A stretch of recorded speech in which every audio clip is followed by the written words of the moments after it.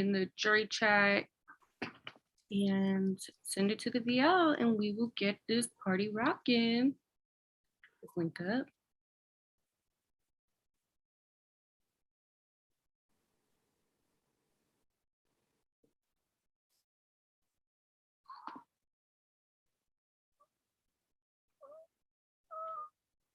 What, kitty? Evie wants to say hi and join the stream. Let's go. The series mascot. Oh. Yeah, I'll put in the jury chat just in case Lyndon and Zach can watch. And then go ahead and send it to the BL. Ciao. Evie move.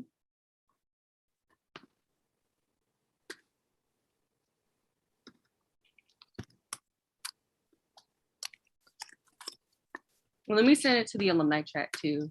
So you guys will be added there too once this is all done.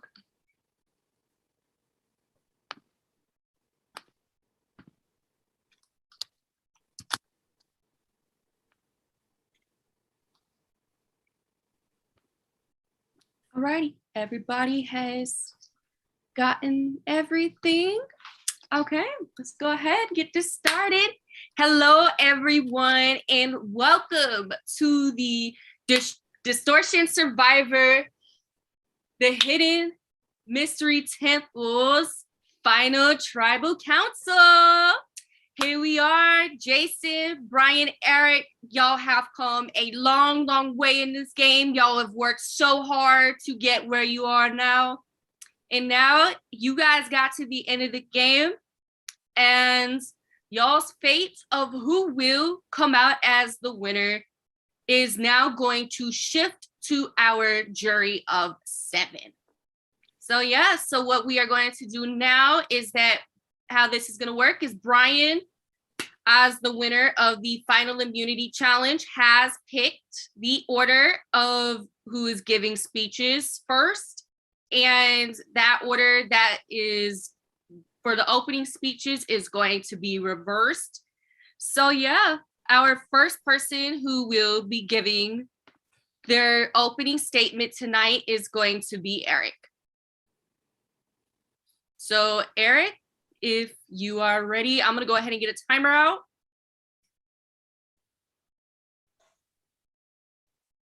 Get that timer up.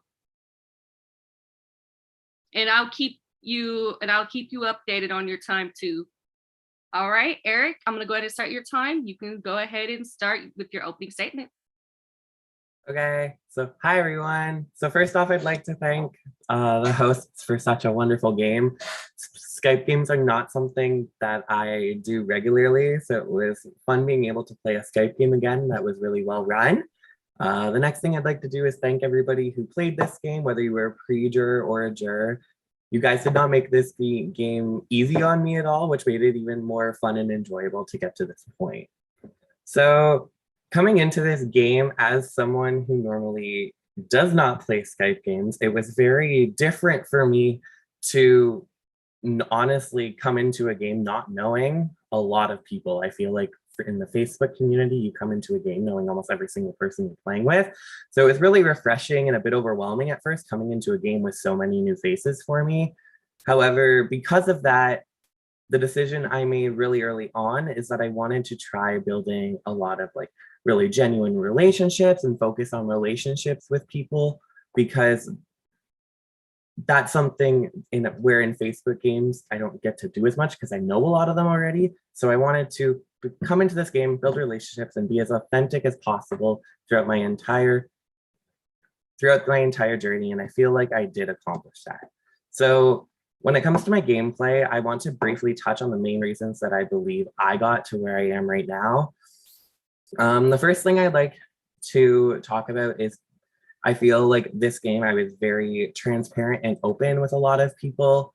I feel like most times before the vote or almost always after the vote, I was at least transparent and open about things that were not just how I voted. If people asked me if I had conversations with this person and what I talked about, I was totally willing to talk about that with other people.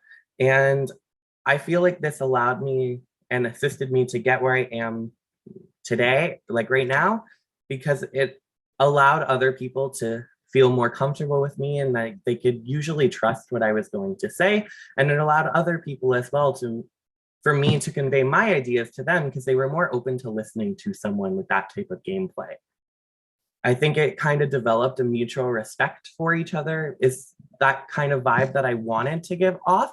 And I think because a lot of the players here had a mutual respect for me, and I had a mutual respect for them, I think it allowed me to get further far in this game because of it. So the next thing I'd like to talk about is the connections I had with people. In a game that was so heavily focused on tribal lines for a portion of the game, I'm honored to be the last Red Jaguar standing. But besides that, I put effort into communicating with everyone. It wasn't just a tribal line thing for me. I tried to build a relationship with as many people as I could. And although I did have some stronger relationships with some people, like the two people I'm sitting next to, I do think I established at least a small relationship with everybody in the game. I think something that really helped me this game in particular was establishing relationships with people that were perceived to be on the outside. If you were kind of looking through a looking glass, based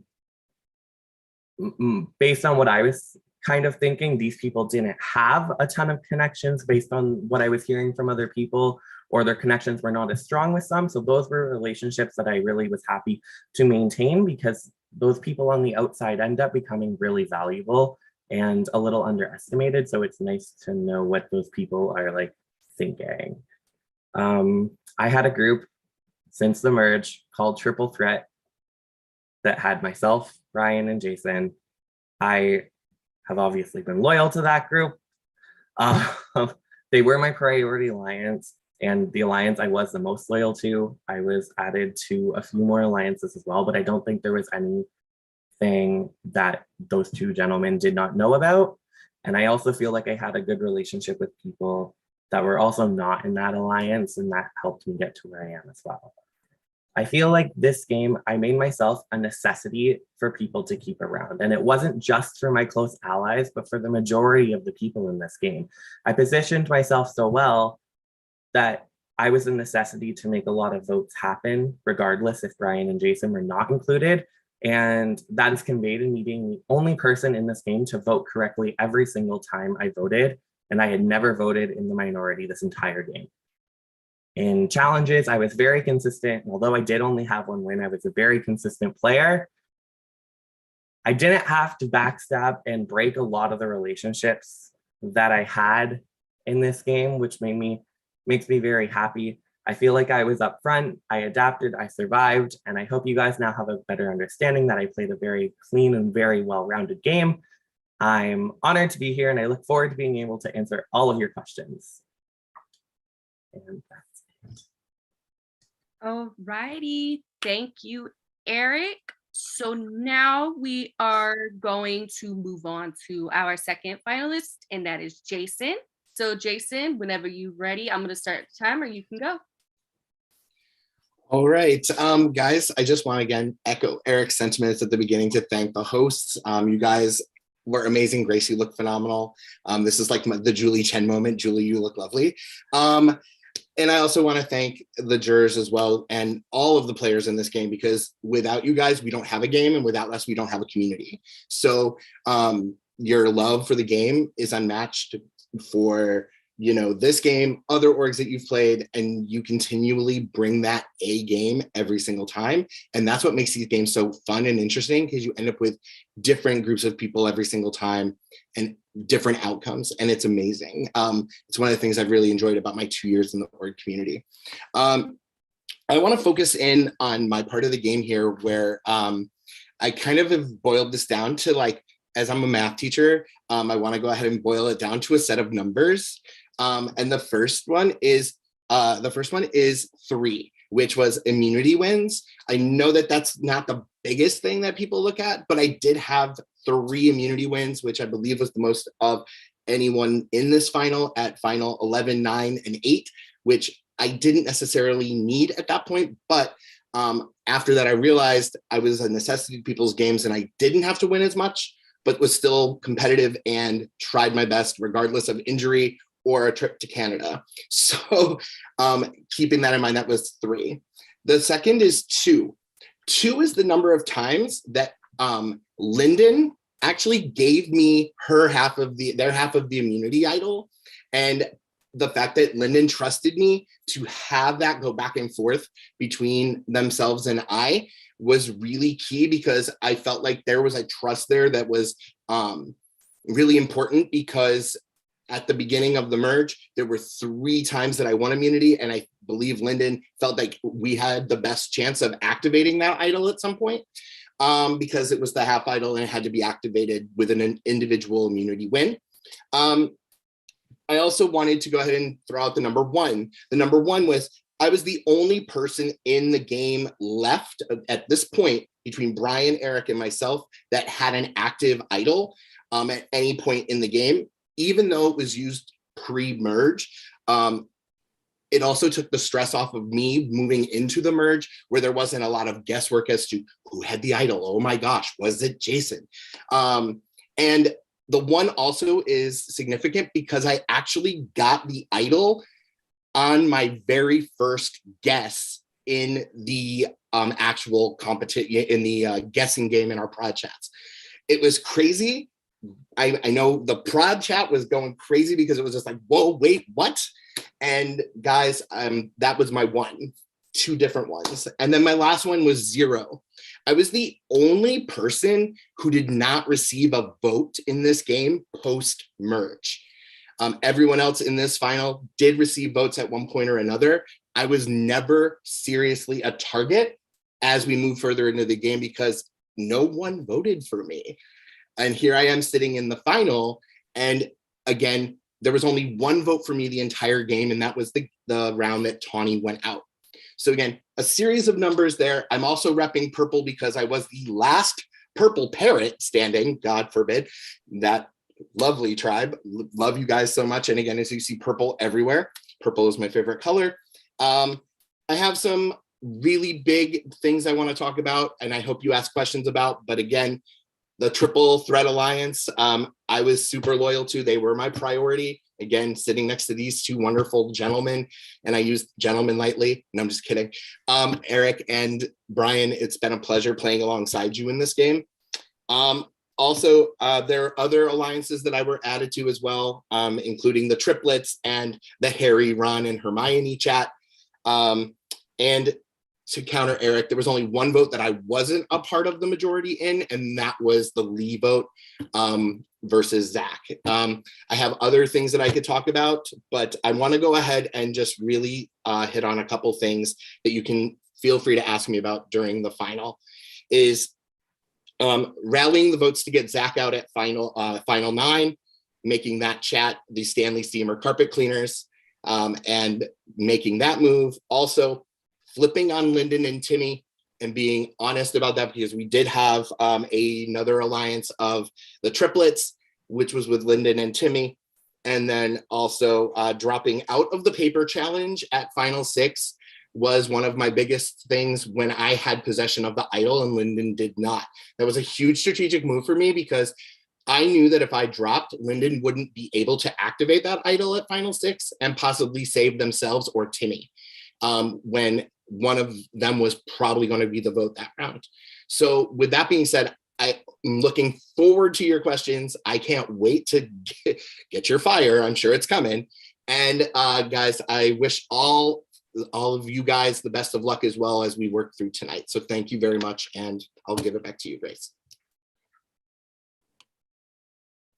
All righty, thank you, Jason. And now we're going to move on to our last finalist giving their opening statement, and that is Brian. Brian, I'm about to start your time. You start whenever. All right. Good evening, everyone, and then it's morning on my side of the world. Anyway, before I start, I would again want to thank production, and we've already talked about this. I'm endlessly thankful for allowing me to be a part of this, considering I'm at the other side of the world. The amount of accommodation you guys have done for me is just unbelievable. Again, thank you.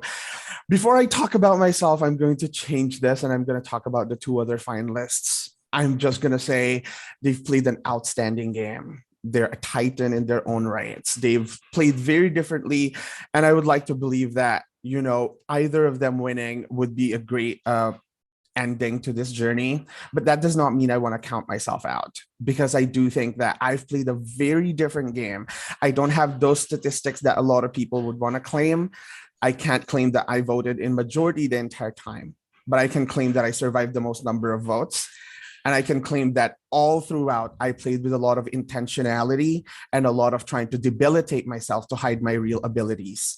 At one point throughout this game, a lot of people had me in their final three, whether they admit it or not, thinking I'm going to be the easy beat, thinking that I'm just going to be someone that they carry to the end. And a lot of those plans got disrupted when I knew it was time to strike.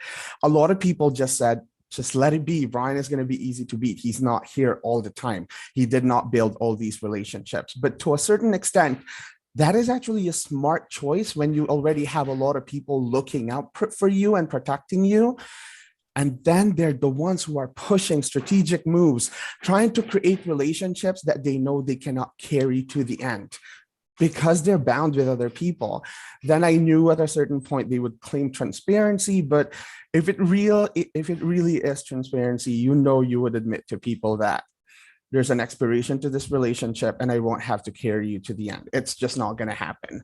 And I knew that my story would be, okay, Brian is going to be filling out one of those seats as the easy person to take to the end, but I proved that I don't need to be carried to the end, bro. I can win my way there. And I do think that a lot of people did underestimate me. They did forget that during the pre-merge, I was one of the strongest players here. There were a lot of captain competitions that I was actually winning. Puzzle competitions, I was half asleep and I did win. And then if you look at all these challenges, I came in second in most of them. And to my knowledge, it probably isn't the best to actually think Brian is just going to get to the end and not do anything. However, this is not to take away from a lot of the missteps that I made in this game. I know a lot of the people here feel like we only had surface conversations and we did not go deep down. Again, I'm saying this was done with intentionality. Number one, and this is me just opening my heart to people, I cannot choose these conversations over what I do in life. And that's 100% the truth. Sometimes I would have to miss tribal council because people are trying to kill themselves and I have to be there literally. I have to go to the hospital, carry people. This is what I do for a living and I can't sacrifice that. If that means I would lose my chance to actually get heard or be considered as a finalist or someone who's a legitimate force to win the game, I understand that. But like I said, any of the other two finalists, they're 100% valid and legitimate winners in my eyes. I'm just very happy that what I planned from day one, which is to get to the end, win the final few immunities, get there with the two people that I trust, happened without me having to break those bonds, create relationships, and somehow mislead people into thinking, hey, I'm going to take you there. I never had to do that. So I'm leaving it up to you guys. I'm open to any questions. Thank you. That's all I have. Alrighty, thank you so much, Brian. So now our final three has given their opening statements, and now we are going to move on to the jury. The jury has picked out an order already, and they will be going in that order. So the first juror who will be asking questions to you guys is the mayor and king of Ponderosa himself, Mr. Lee Crimson. I know that's right. And you can First come off, on video now. girl, I'm sorry, my computer spazzed. You're fine. You're fine. All right, I'm gonna go ahead and start your 10 minutes. You can go. Okay, I don't think I'll need 10 minutes, but we'll see. First off, congratulations. You guys clearly did something right to be here. We'll start off with Jason. First off, I want to say you played really fucking good, and I'm not saying that to be biased or anything. Like, you really did a good job, but everyone has their flaws in their game, and I want to ask, what do you think your biggest flaw was, and how did you overcome it? I guess, Lee, my biggest flaw would have been like around having not being completely honest about like my intentions with the idol with Lyndon going back and forth. And I really feel like that was like, I couldn't believe that like I was being asked to hold it. And I just was like, what do you do?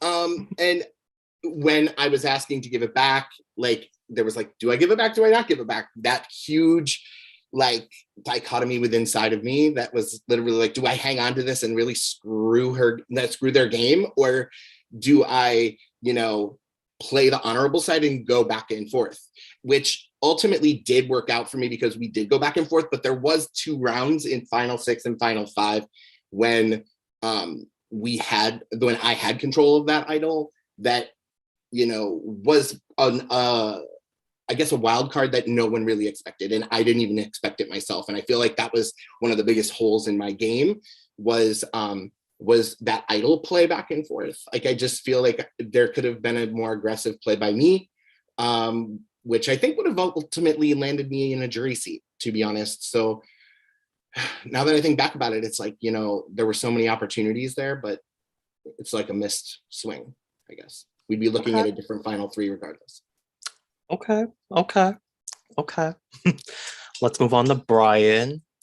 Okay, so first off, I think you're a really good person. We didn't really have much game conversation, but like I understand different time zones. So I'll give you a little leeway on that. But there's a part where you lost me, girl, because what I've heard throughout my time in the jury house, island, before I got voted off, is that Jared basically told me that you basically told him that you gave up his game for him. And I've noticed that throughout my few episodes in the merge, that I feel like he told you a name and you did it. Like at the final 10, when it was me versus Zach, like Jared basically told you to do Zach and you did it in like 5 seconds.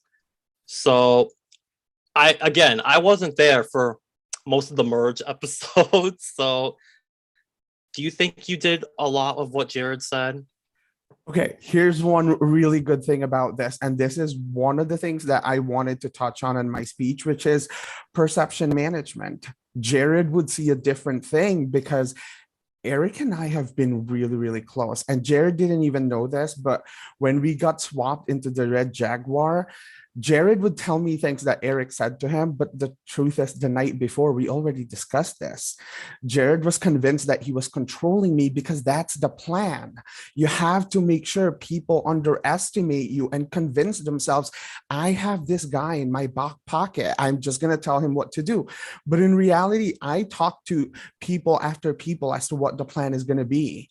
And was there ever a point where I was surprised in a vote? I was like, I knew that Eric was going to do that. I knew that Jason was going to do that.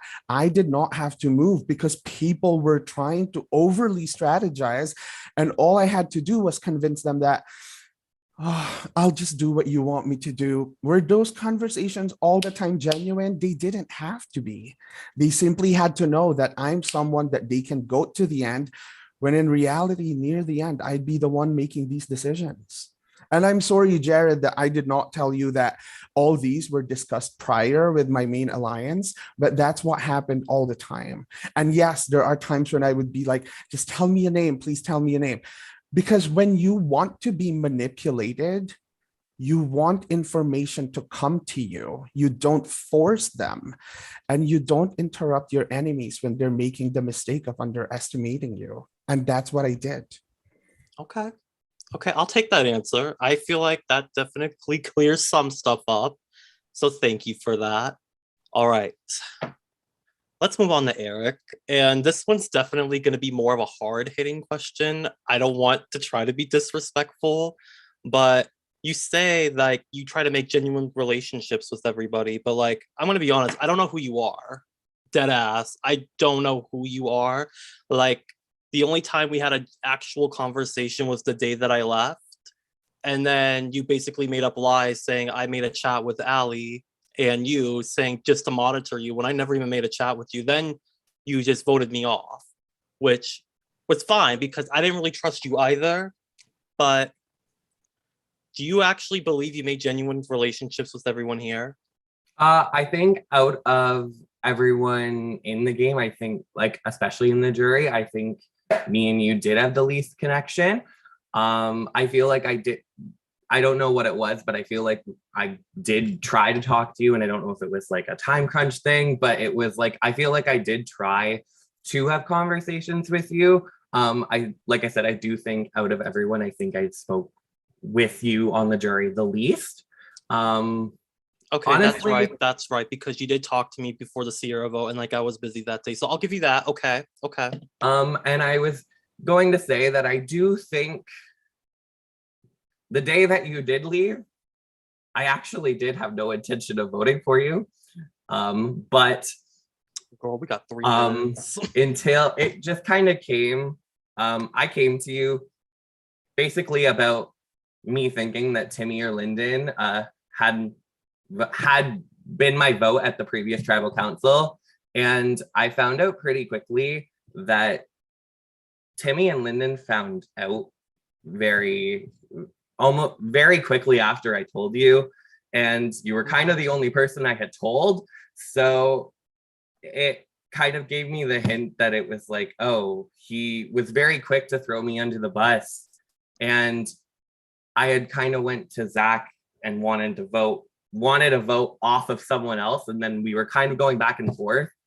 And it looks like we kind of got settled on you. I did not know Zach was getting necessarily votes. I thought Aston was getting votes that round, but I was on call with other people, and I kind of was under the assumption that I was the swing vote on that vote for it not to tie, and I did end up being the swing vote on it not to tie. But I did want to build the relationship with you, but after I think Timmy and Lyndon found out that I was the one who kind of started their name, and I think that stemmed from you, I just didn't think I could trust you anymore from that point. Okay. I'll take that. Well, if I had more time, I would ask you another question, but I'll let another juror ask that question, I guess. Well, I expect all of you guys to own your shit and not try to make yourselves look like you guys played this mastermind type of game. I want you guys to own your shit because I'm going to be listening. And if I feel like some of y'all are trying to gaslight us, I'm not voting for you. So yeah, that's pretty much what I'm going to have to end it here. So yeah, I wish you guys the best of luck and own your shit. Thank you. Righty, thank you, Lee. Next up on the order, we have Jared. Jared, you can come on cam, unmute, and I'm gonna go ahead and start your time. You can go. Hi, everyone. So first off, congrats on Final 3. Wish I was there with you. First off, I just want to ask a genuine question. Jason, how is your foot?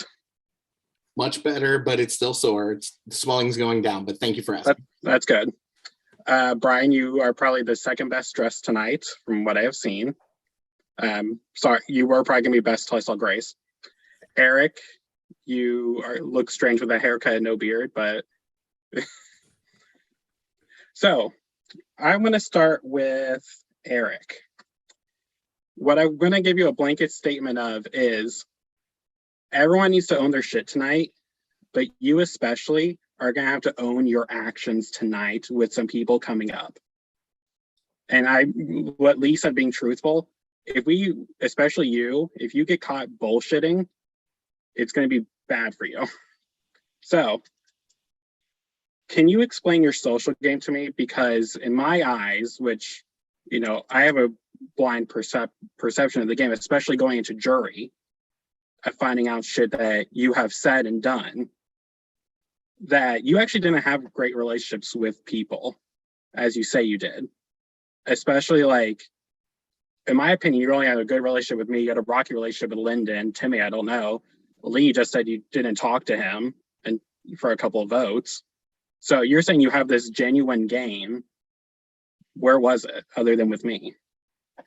I feel like other people in the Final 3 and even on the jury did speak more to some of the people than I did speak with them. I don't think that means that I didn't necessarily have genuine conversations with people, because I at least felt like they were genuine. Like I hadn't spoken to Timmy a ton, and we had a very deep conversation about mental health. I didn't speak to Lyndon a ton, but it was so weird because we would work together in off rounds. I think I did have at least surface relationships with everyone, but it still allowed people to want to come to me because I still kind of knew what they were thinking, regardless if I had a surface relationship with them or if I had a truly genuine, really, really deep connection with them. So follow up, how would you compare your game to Brian, who is kind of pitching the same thing as you, of he minimized his perception and, you know, had these conversations, but you're saying that you at least had surface levels. Like, how do you compare you guys' game? I think, honestly, a big difference between, I don't want to say this, but like a big difference between me and Brian is I just kind of think I put in a little more effort. I did try to talk to as many people as I could, and I was almost always around to try and talk. I had no issue telling people what I thought. If people asked me a question, I had no issue answering it. If people asked me how I voted, I didn't try to cause confusion. I would tell them how I voted. I would tell them, this is what I did. This is why I did it. And I feel like that's honestly established enough of a connection for people to come to me and want to tell me what they were doing, or at least give me some sort of an idea of what they're doing.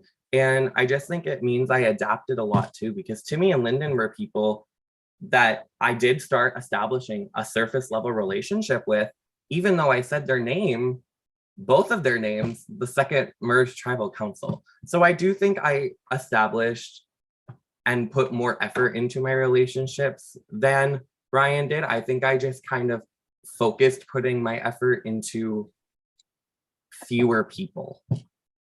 Okay. Brian, you looked like you wanted to respond to that, so you can. Or you had a reaction to what he was saying? No, I do think Eric is being fair. I do think he's being honest about saying that he was never afraid to tell people what he thought, and he was really open about it. And he's not lying when he's saying that in terms of putting in more effort, in terms of being available to talk to, he did that better than I did. And I'm not one to like, oh, I did this with you. I remember this conversation with just 16 characters. I'm not going to do that. I'm not, because when I look at social game is a range. It's one, ingratiating yourself to become likable to people, which I gloriously failed at, like literally, because I was not around to actually make myself the clown of the group. I was not around to make myself the darling of the crowd. I wasn't around to do that. But in terms of understanding social movement in this game, where every person's interest is gonna fall, I was there. If I could pull my board right now, I will. I have literal flow charts of where everyone is going to go in case this happens and this happens. And that is also a form of social game. I'm sorry. I mean, I have to apologize to the jury for this. I wish I made myself more available. I wish I did. But there's a factor of my life that goes above this that I just can't really sacrifice. So that's all I have. Yeah, and I think you had a real struggle in this game, and we all give you slack for it, because I truly don't know how you are up at 8 a.m. right now doing this. So I applaud you for because I couldn't do that shit. I'll now go to Jason, who, as I mentioned in my Final Four, when we were talking Final Four, we had talks in State 2. Jumping ahead to jury, you were hyper fixated on Aston for so many rounds, and you're talking about your game and everything. But for me, you were hyper fixated on them, and you came to me complaining about how you felt you were not heard in that first half. Can you explain your early game of the jury? Well, I had relationships with pretty much that I had established who I wanted to work with and who I felt like was going to be available. And my early vote was totally based on the fact that like Aston and I did not have that connection. Like and when I don't know where someone's head is even remotely at in terms of the vote, that was where I was, hyper fixated, as you put it, right? Like, I just didn't know where Aston was going to go, and if Aston was going to make a move or shift or change. And I didn't want to be a part or a casualty of a move like that, especially as we were moving further into the game where numbers are super important. So like for me, like that beginning of the merge for me was I had won several immunities to stay safe. So I knew it wasn't going to be me, but I was putting names out. I was putting Aston's name out there, and then I put Zach's name out there, right? That those were the two people I had the least connection with. And that was my first part of the merge, being transparent and honest. Okay. I know we are almost out of time, but I'm trying to give people some more time in case they need to come on. Really quickly, if you could wave your wand, and I need like quick answers. If you could replace someone here in the final three with a member of the jury, who would it be? Quick answers. And who would you replace? Quick. Brian. Brian. I would replace myself. Who would you put in your spot? I would put Lyndon in here. Okay. Jason? Yeah, I would replace Brian with Lyndon. Okay. That is all I have. Again, congrats. No hard feelings. I genuinely, going into our jury roundtable that we had the other night, we were open and honest about our discussion, and we were open and talking about everyone. So all of you had a chance for me going into that discussion. So don't think that anything's solidified. All righty. Thank you so much, Jared. Next up on our rotation, we have Allie. So Allie, you can come on camera. Hi. And then I'm going to go ahead. Your 10 minutes starts now. All right. Well, for starters, I hope you feel better, Jason. Anyway, I have a question for all of you. I will say this jury is not happy with some of you. So really, yeah, please own your games, really, and everything. Let's start with Brian. I didn't really see, like, we did talk, but I didn't really see much of what you did. Like, obviously there was stuff happening behind the scenes, and you won challenges like all the way to the end. But what exactly did you do in this game? Like, what was your biggest move, and why did you do what you did? Okay. I'm so happy this was asked, because my greatest move in this game is trying to become the glue that forced these two guys to stay together. I don't know if people knew this or not, but Eric and Jason were ready to turn on each other. And if they do that, I would be exposed as a person who now has to fend for myself. But because they couldn't turn on each other, because I kept confronting Eric, like I would go to his face, like, you can't do this. You have to like keep your word. And then every now and then, like, I would see Jason creating other relationships, and he would be like closer to other people. I would be like, we have to stay together. In a situation where if the two of them turn against each other, I would be exposed and I will have to start playing earlier than I should be. But because they couldn't turn on each other, they had to ruin the relationships that they created. They ended up lying to people. They ended up creating these relationships or allegiances that they couldn't keep to the end because they had to keep our three together. They made it apparent in their speeches. This is their priority. They couldn't change their mind. Where was the best move to actually take each other out? When there's less people to vote. And that would only happen at final 5 or final 4 or final 3. And at that point, it was like, bitches, I have to win these comps now, so you can't turn on each other. And because of that, the people who they created relationships with, they started fearing those people. They're afraid of Jared getting to the end. They're afraid of Lyndon getting to the end. With me, I'm just one straight path and I know where I have to go constantly. So yes, it may not be flashy, but it's a move that dictated who went to the jury every now and then. That's all I have. All right. Let's go to Eric. You really gotta like describe things about your game, because a lot of people are very confused of what you did. Honestly, like, we did talk very little, and right at merge, I was told you were a snake. So can you really own that, and can you really describe your game to me? I think actually in this game, you and I have played together before, Allie. I have played a very, very snaky game. And because this was a Skype game where I didn't know as many people, I did actually want to kind of reverse that and not play a snaky game. And I'm sitting next to two people that I was in an alliance with since the merge, like since the first day of the merge. So I think that kind of rules out me being a snaky in this game in particular. In regards to other things, I think I did very well at managing my threat level as well. Although I did get votes this game, I think there was very little risk of me actually ever going home.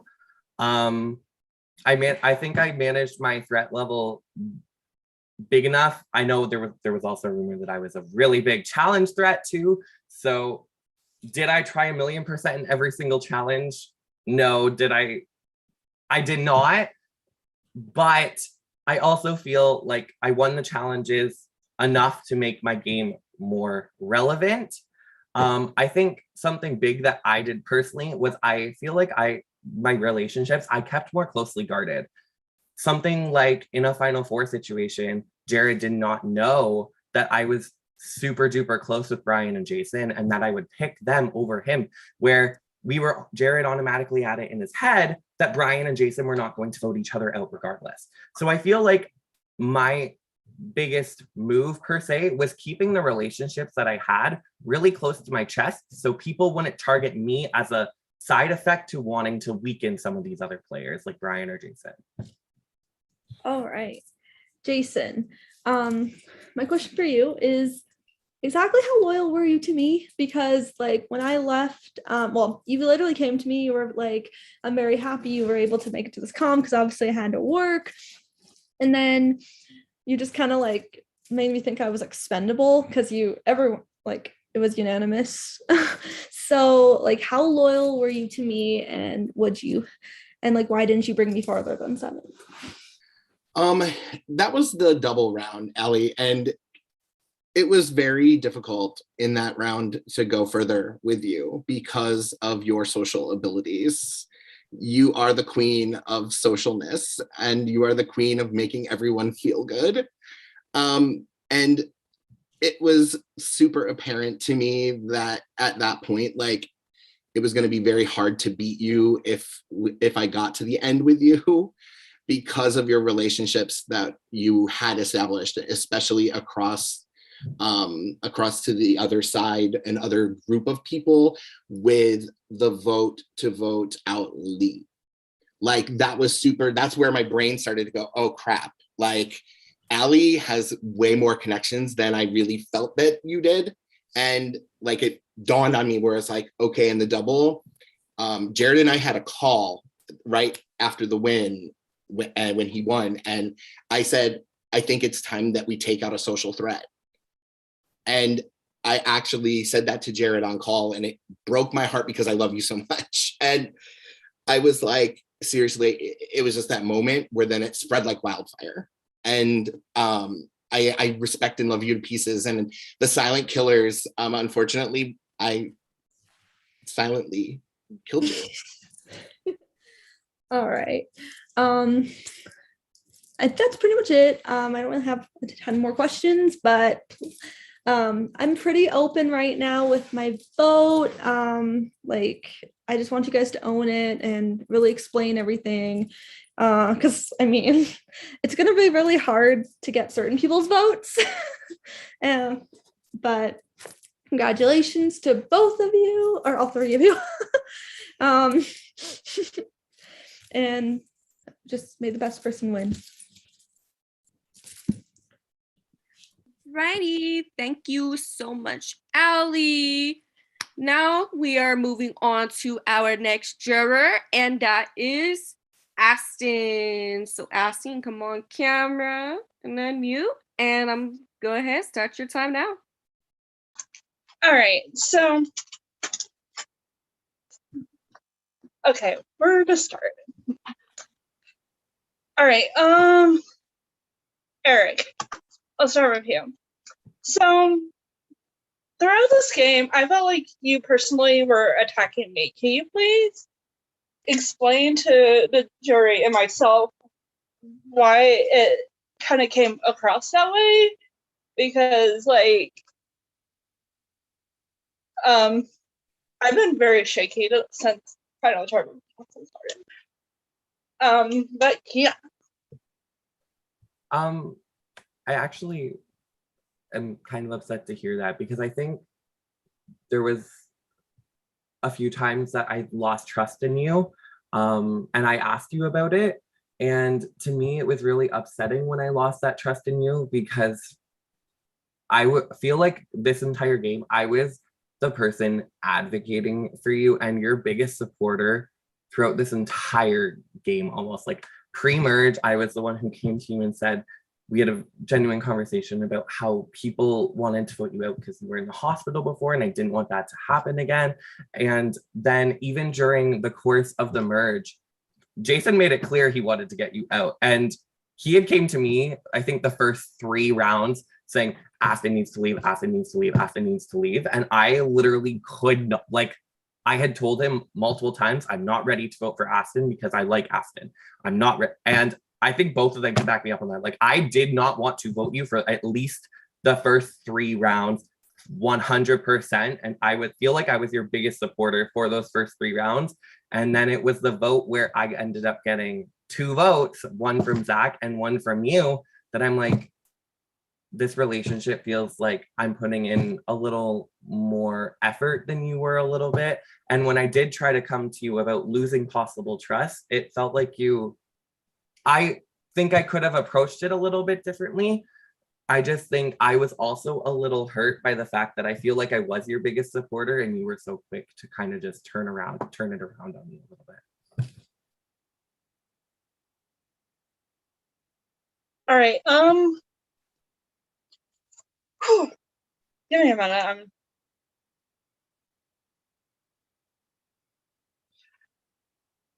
I may come back to you. I might have another question. Yeah. Jason. So I've been told by many members of the jury you had a really huge obsession with me. Can you please explain why there was such an obsession? I know we didn't talk much, but like they made it very clear that like you were obsessed with voting for me out, like almost every round. All right, yeah. So Aston, again, I just want to like emphasize and put an exclamation point next to what Eric just said, because again, going back to your question, my fixation, right, with you in the first few rounds of merge was wholly about our lack of connection, our lack of conversation. It was not personal. And the thing was you, out of everyone left in the game, I'd had the least connection with. But I do want to stamp the fact that Eric did refute every single time, Aston, when I said your name, Eric said no. So to be honest, transparent, and caring as I can right now, Eric did stand up for you. And Eric really did fight for you. So with that being said, my apologies for it appearing that I was so like obsessed with getting you out, but it was literally what I said before was completely honest around, I didn't know where your head was going to go or where you were going to go next. And with our weak relationship that we had, I didn't know if there was going to be a chance for me to like recover, build us up, and have that opportunity to move forward before you were coming for me, especially after I'd said your name multiple times. And that's the honest truth.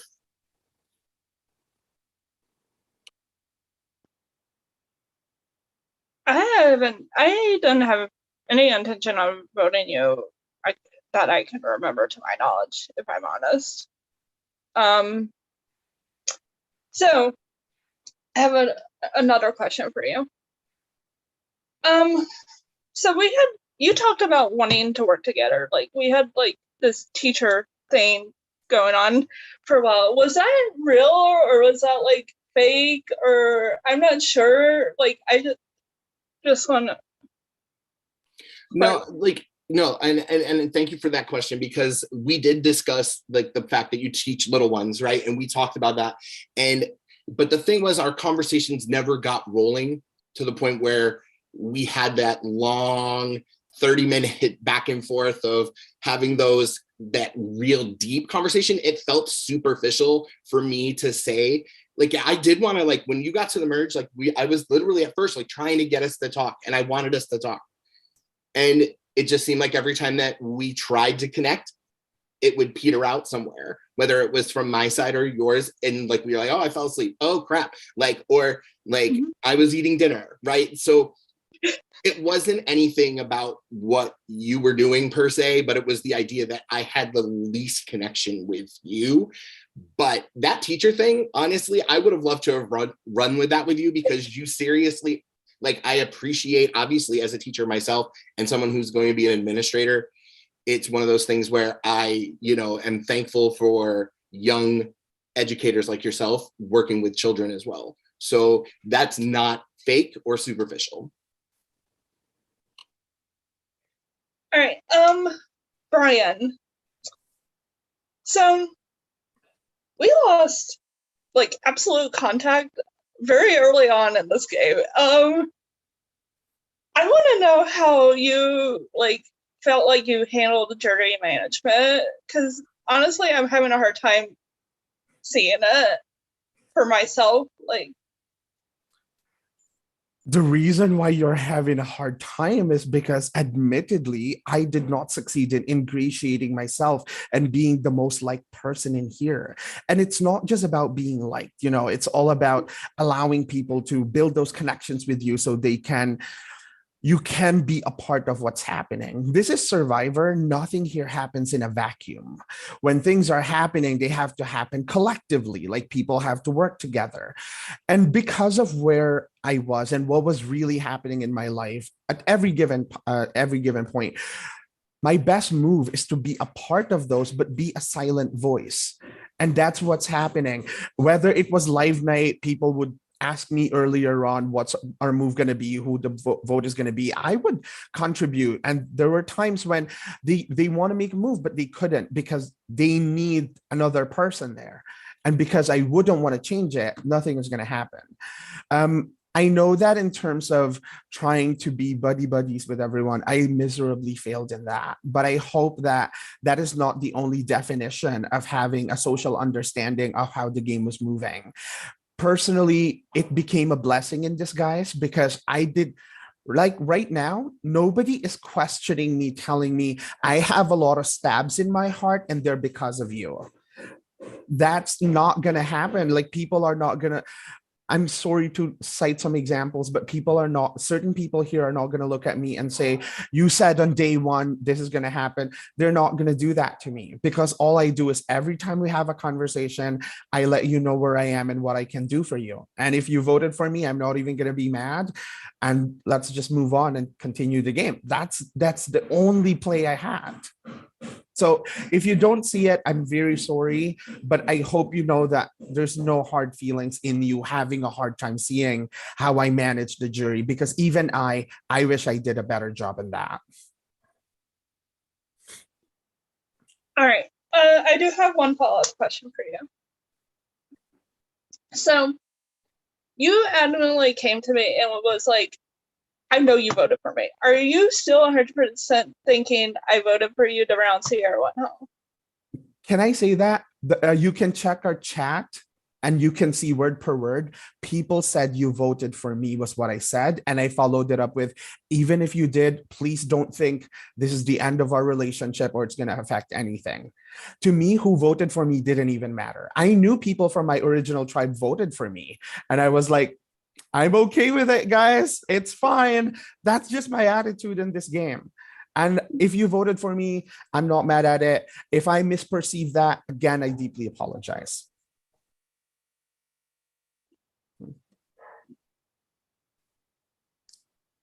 I think that's all the questions I have. Yeah, I was gonna say my sound was going off. I was gonna say your time is up. Thank you so much, Aston. Next up on the rotation, we have Timmy. Well, let's fix the lighting first. Oh no. Ready? Timmy, I'm gonna go ahead and your time starts now. Okay. Hello, everybody. I'm going to start off with this. Brian, I will not be addressing you tonight. I have not heard from you since round one. Having a conversation with you was impossible on my end. Also, I wanted to say this actually first. This is purely from a game stuff, like game perspective, like fully, like not personal.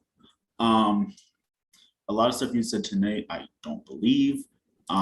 Just by having a chance, we could talk about that later. But beyond that, I will not be addressing you right now. So let's start with Jason. Hello. I'm really awful at questions always, so I'm just gonna ask you, what was your favorite moment this game? Oh, wow. My favorite moment, honestly, like the first thing that jumped in my head was getting the idol on the first guess, because I literally was like losing my mind when the prod said I got it, and I was like, what? Like, you've got to be kidding me. It literally, like, I was like, okay, I have some protection at that point, and I was like, all right, hanging on to that as long as I could. But then, like, the round that I used it, which was the Mac vote, and I'll go ahead and I'll end it here, there was a lot of chaos, and I just didn't want to be the one to go if something was afoot. But it was super crazy. Like, honestly, was picking that on the very first try. Who does that in a 1 to 400? Who does that? So that was crazy to me, being a mathematician. I was like, the odds are against me. I will say that honestly, when you said that, I was just like, seriously, the first one, there's 400 different things? How? I was like, I've been one to also get idol on my first guess, but it was like 30 things. 400? I can't. And that's wild. Okay. But can I bounce off and back and forth because I have to take my whole 10 minutes because then Lyndon will be home. If not, Lyndon will not be home yet. Eric, how would, in terms of hero, villain, or mishmash of both, how would you describe your game? I would describe it as a hero. I just think out of the people here, I was a little more soft-spoken about it. I don't think my game was as flashy as some of the people that are with me. I don't have 3 immunity challenge wins, but I think I don't think I did a lot of lying this game. I acknowledge that I lied occasionally, but I also told the truth and accepted that I had to make really hard conversations with people like Lyndon and Jared, who I flat out told exactly why I had to vote you out, what was happening, and why I had to do it. I was not afraid to have those hard conversations. And I think ideally it makes me a more respectable player because I was not necessarily afraid to have those really difficult conversations, but I didn't have a super strong relationship with everyone. So I didn't have to feel like I was scorning anybody, which I think a hero isn't someone who, I don't think that's how a hero plays. I think a hero plays, they're loyal to their group, and people should not feel scorned by you if you're playing a game like a hero. And I think although I had a decent relationship with everyone, I don't think I promised anyone something that I really didn't deliver on. I think Can I stop you for a second, just because I have a question on my mind? Yeah.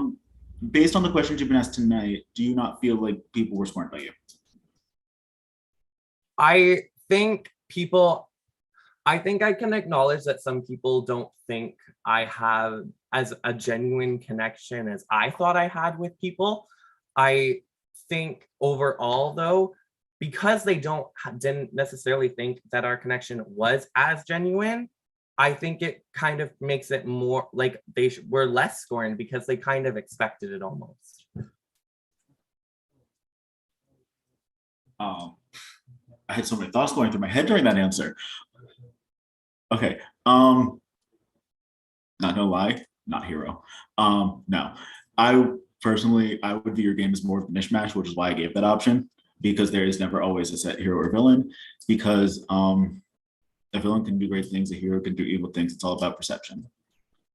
The moves aren't what defines a hero or villain, it's how they are done and the perception you have with people afterwards. To be fair, when you were describing your answer, you were saying hero, but in my eyes, it viewed, even like you saying what you did, lean towards more the villain side than a hero side. Awesome, 5 minutes of me rambling, let's go. I'll do anything for Lyndon. It's true. Okay. I do appreciate the answer, and I do appreciate that you had it so well thought out as what you were saying, and you did explain it. Let's see what's going on in the chat. Okay. Let's jump back to Jason. Because I can't think of a question right now. I'm gonna ask you that same question. In reflection before we started tonight, I thought about whether or not this question was possibly going to come up, and I literally wrote down very villainesque because a lot of people on the jury, I had a hand in like one at a time putting them there, and I own it. Like I was thinking about it, and I'm like, yeah, I own that. And literally, the only person that I didn't vote for sitting on the jury is Lee, and when I think about that, I go, wow, yeah, I made a lot of, promises that my ass didn't cash, but at the same time, I can own that and be like, I got to sit here. Regardless, building relationships that I was making, but when it came time to cut, it was time to cut. And I'll own that 100%, where this game could be very perceived as villainesque for me. Yeah, thank you. And as I know personally, I don't feel scorned. I was like, we had our trio chat and whatnot, but like, to be fair, us two did not have necessarily the strongest relationship beyond that. Okay, let's see. What's y'all's favorite animals and why? And do you think your game reflects that animal or no? Eric will go first. I don't think my game reflects that like at all. But my favorite animal is a dolphin, by far. My favorite animal, I don't think is a real animal, but it'll count, is Yoshi, as you can see behind me, because Yoshi is a thing for me. I love Yoshi, and my game. Hey, can I stop you right there? Yeah. Can you just say the sentence over? Because I don't know if I heard it right. Yeah, I said Yoshi has a thing for me. No. I said Yoshi. Okay, and I was like, where? Like, I have a thing with Yoshi.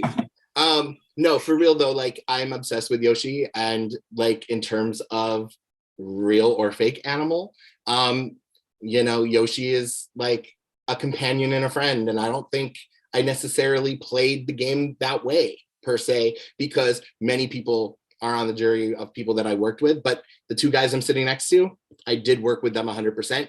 And I never, by the way, for the earlier rebuttal, I never once said I was going to vote Eric. So with that being said, I never voted either of these and never turned on these two. I was going to say, because I noticed your facial expressions earlier. Okay, Grace, how much time do I have left? Cool, let's take a few seconds to just take note of how beautiful Grace looks. Everybody, just make note. Yay. Okay, let's see. Lyndon, are you home? Lyndon's not home. Okay, here we go. Lyndon will be home in like 2.5 minutes. Okay. What's your favorite fast food place? Let's see, Jason, you'll go first on this one. Favorite fast food place, I hate to say it, is White Castle. Sorry. That's fair. Eric. I don't know if they even have these in the States, but my favorite fast food is Pita Pit. I pita Pit. Eric, I don't mean to stop you again. They started drilling the below neighbor's bathroom floor out. So there's a drill going on. I can't hear shit. Can you type it in the chat for a second what your favorite fast food is? Oh, now they stopped. Hold on, say it quickly. Oh, my favorite. Okay, I tried. I'm sorry, I can't. I hate this apartment so much. My water's off right now. They're drilling the neighbors, and they moved into a smaller apartment, and it's awful. I hate it. Eric, how long does it take to type your favorite fast food? I had never heard about that until I moved to Utah. We have a lot of them here. Like a substantial amount for something I had never heard of before. 15, 14, it's almost New Year's, everybody. You're almost gonna get Lyndon, who's a lot better than I am in every way. And again, I will do anything for Lyndon. But also, congratulations, guys.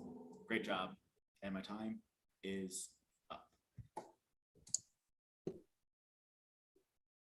Alrighty, thank you so much, Timmy. So now we are going to the next person on the jury rotation, and that is Lyndon. Hi, I'm 30 seconds from my house, so this is actually perfect. Alrighty, your time starts now. Okay. Hello, everybody. It's very bright in my car, and I wrote my questions in the notes app so I can pull them up. So I'm going to disappear for a second. I will start with Brian. What did I write? Okay. I want to say that I very, even though we didn't talk, I definitely very much appreciated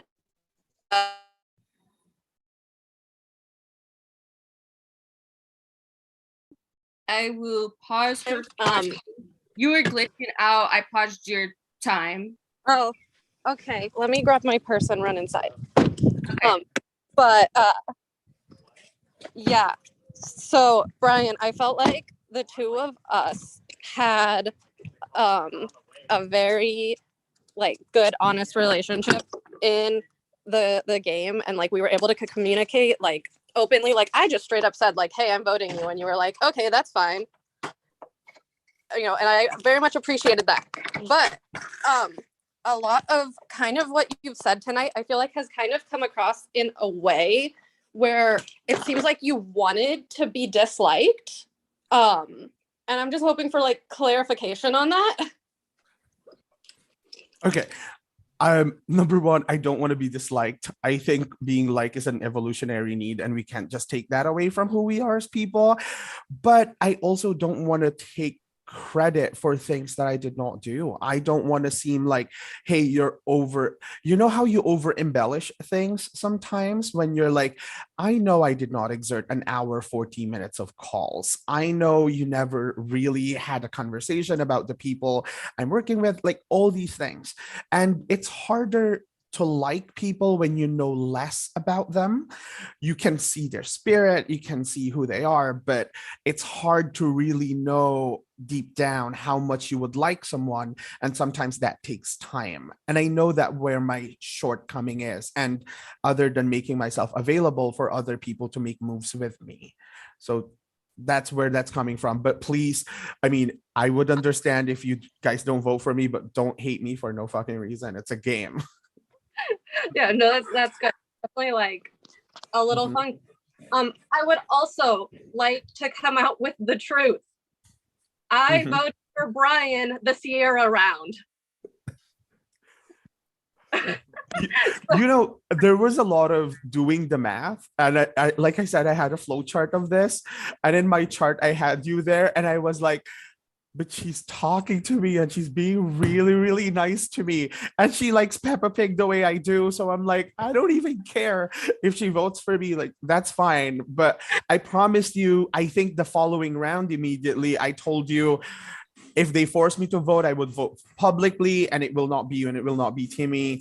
Because I was trying to be really, really loyal to where the Green Monkeys started. And because of how that position, I just did not have the heart to like betray you guys.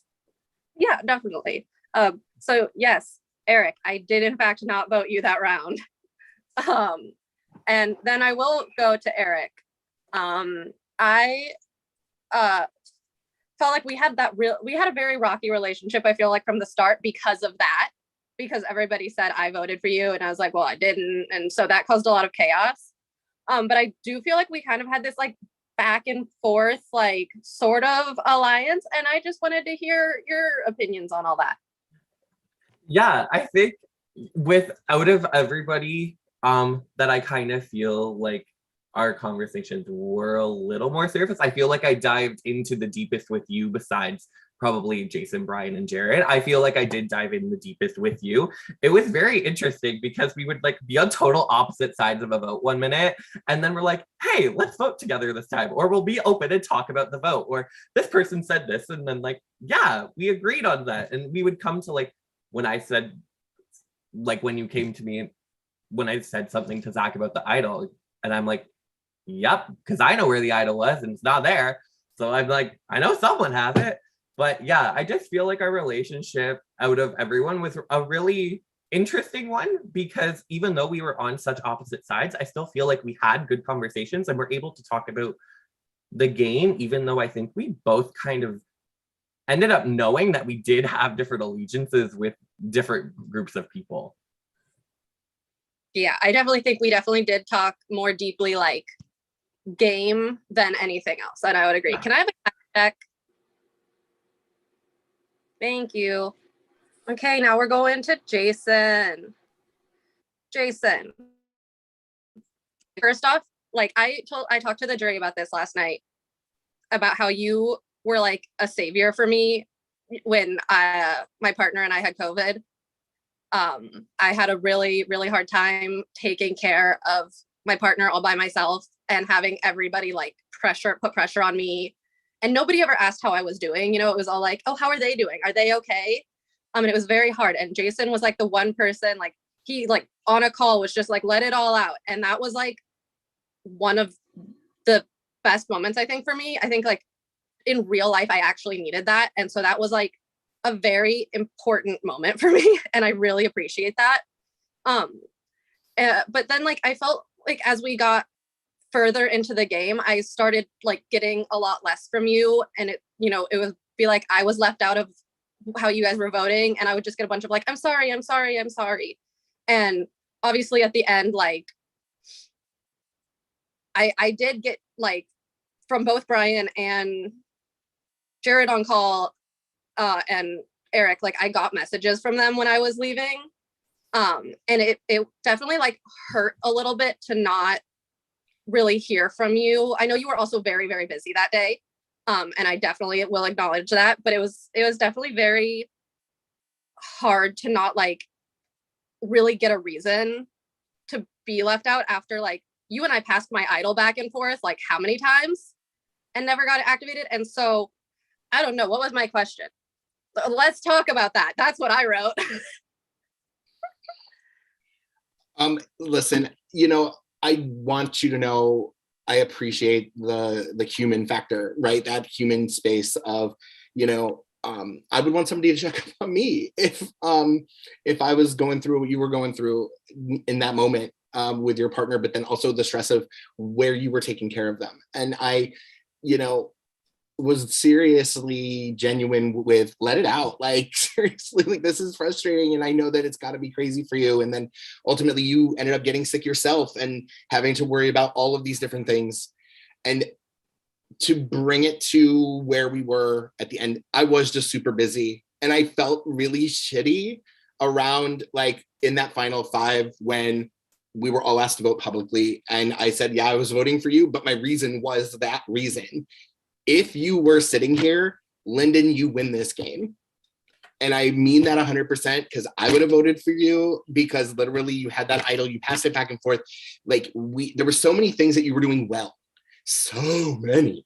And seriously, like it broke my heart to do that because I literally had no pathway to any sort of victory if you were sitting next to me at that point.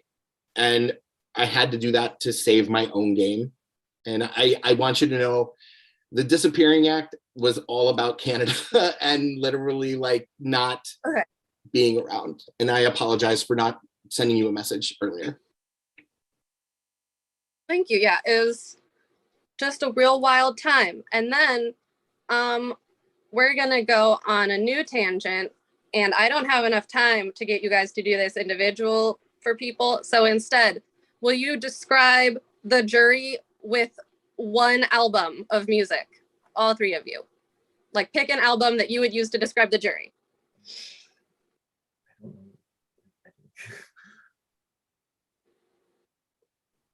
I finally stumped them all.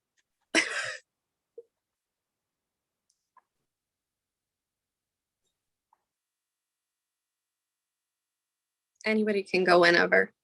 Okay, I'm gonna go first. And this is just because it's my favorite album. I'm gonna go with Alanis Morissette's Jagged Little Pill. And I love the songs in that collection. And I really think each of you contributed something unexpected and beautiful to this. I guess I'll go next. The only thing I could think of was Natalie Merchant's Carnival.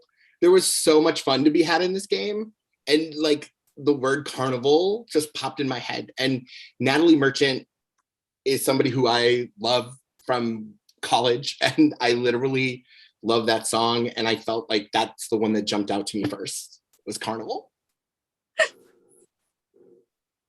I'm honestly not going to lie. I really don't enjoy listening to music, and I don't even know if I can name like a single album of like anything.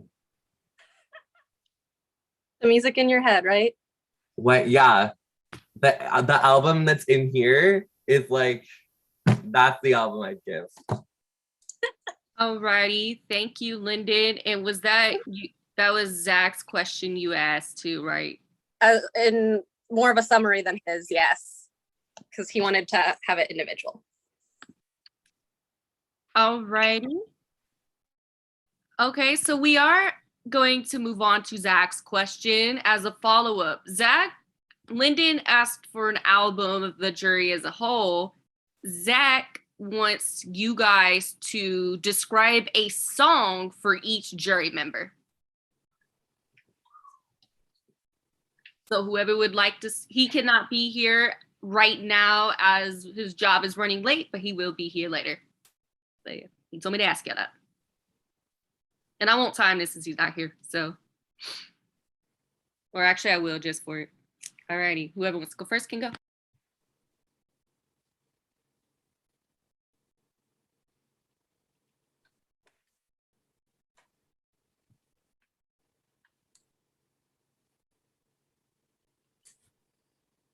Gosh.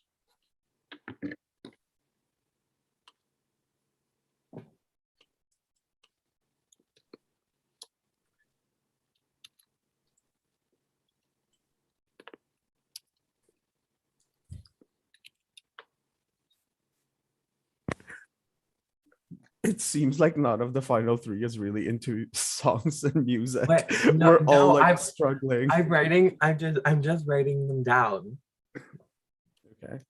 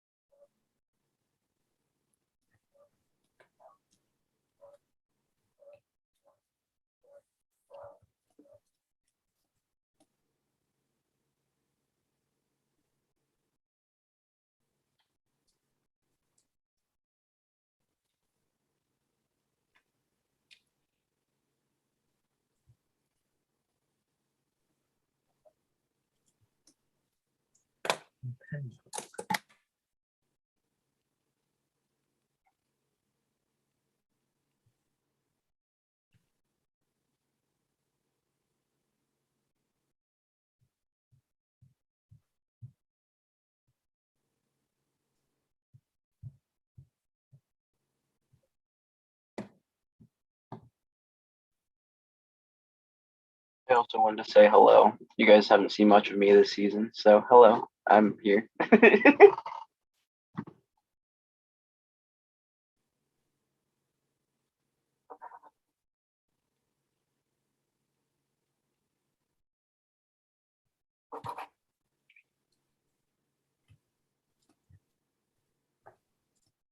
I just want to shout Walmart out for supplying my beautiful glitter makeup.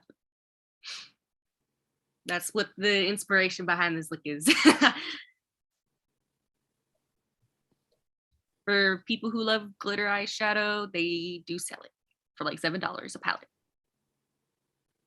Can we talk again about how good Grace looks? This is very important. T.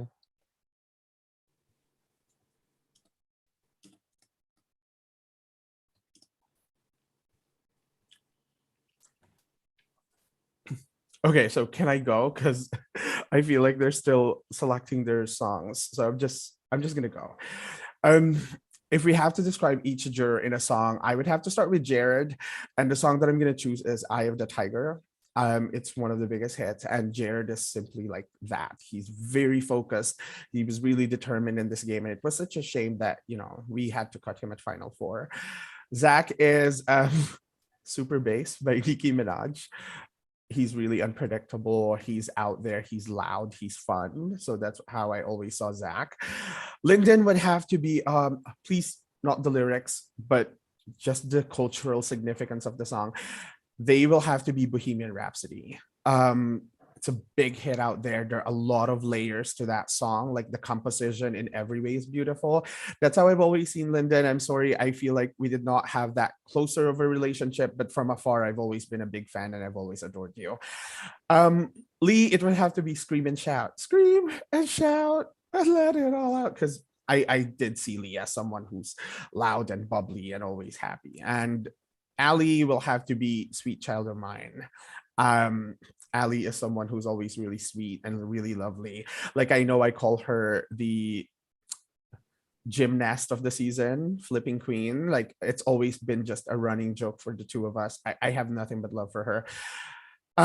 Then let's go to Aston. Aston, I chose the song I Will Survive. I have been friends with Aston for a while, and just following her their Facebook post, I know all the things. There's a lot of things they had to go through, and again, Aston, just hold on. Like, it's beautiful out there. And then this is such a shame that we never really had a connection, because I do think you're gonna see this in the walk of whatever you call that. It's a Survivor thing where we recall people. The tribute to the fallen comrades. That's it. This is for Timmy, and I did say there that I actually had the biggest crush on Timmy this season. My song for him is All I Want for Christmas Is You. But that's it. Like, that's it. We're ending it there. All right, I have mine finished now too, so I'll go quickly. I'll start with Zach. Zach, I said, was Take on Me by Aha. I just want to go ahead and put this out there. All of my songs are from the 80s because I am a child of the 80s. And I felt like that was most appropriate for me, being the oldest member of this cast. So Zach is Take on Me by Aha. Aston, I thought about it, and it was like we kept trying to say, Call Me. And that Call Me by Blondie kind of jumped out to me. You're like, call me, I'm alive. I was like, yeah. And then for Timmy, I chose We Didn't Start a Fire because our energy wasn't connected completely. So we didn't start that fire and we didn't get to stay longer in the game. Lee, I said With or Without You because I was really upset when you went. And With or Without You by U2 really kind of spoke to me for you, buddy. I couldn't find anything with the word cackle, so I went ahead and said that. Jared, I said Karma Chameleon by Culture Club and Boy George, because you really were the chameleon in this game, and you were able to flow back and forth so fluidly with people. I really do appreciate you for that. And then also, who do I have left? I have Lyndon and Allie. Allie, mine was It's Hard to Say I'm Sorry by Chicago, because it was really hard for me to make that move because it was so difficult because you and I had been working really closely as the Silent Killers. And then lastly, for Lyndon, I said Every Rose Has Its Thorn by Poison, because you are beautiful but man, can you sting when you want to. And I was like, watch out, you might get pricked. That was where I came from. Those were my songs for each of the jurors. Oh, okay. So for me, for Zach, I did I'm a Mess by BB Rexa. Just because I was so willing to vote with Zach the round that he left. And then once I decided against it, I found out he voted for me afterwards. So that's the one I put for Zach. And Zach has just touted how unpredictable he is. So I feel like it's very fitting. For Aston, I put Shooting Star because I actually feel like Aston was a really positive light for me this game. And I don't even know if they recognize that. They honestly were just so bright to me. And I feel like they actually got appreciation that they deserved this game, which they don't get a ton. For Allie, I put Walking on Sunshine because I feel that's what she exudes literally all the time. Even though I didn't speak a ton with Allie, I still feel like I spoke a ton with Allie because she just exuded positivity and it was so nice to talk to her and you always left happy. For Lee, I put Firecracker by Josh Turner because I feel like I also didn't have an amazing relationship with Lee, but I could tell by the way I had sent to stuff and it was reported so quickly that I feel like he definitely would have been a firecracker. Lyndon, I wrote The Climb because I feel like my relationship with Lyndon was very rocky and very difficult to finally get over. And I don't think we started talking until a little later. So that's why I put that one. For Timmy, I put Call Me Maybe because I feel like the times we did speak, we actually had good conversations. Like I think I had one of my deepest conversations with Timmy this game. I just think there was times where we just didn't talk or we were not around to talk to each other enough. And then for Jared, I put Fighter. But just because I'm like, his vote was by far the hardest one. And even though I kind of had told him how I was voting, it was still, he still didn't fought tooth and nail until the very end and even during tribal council. So yeah.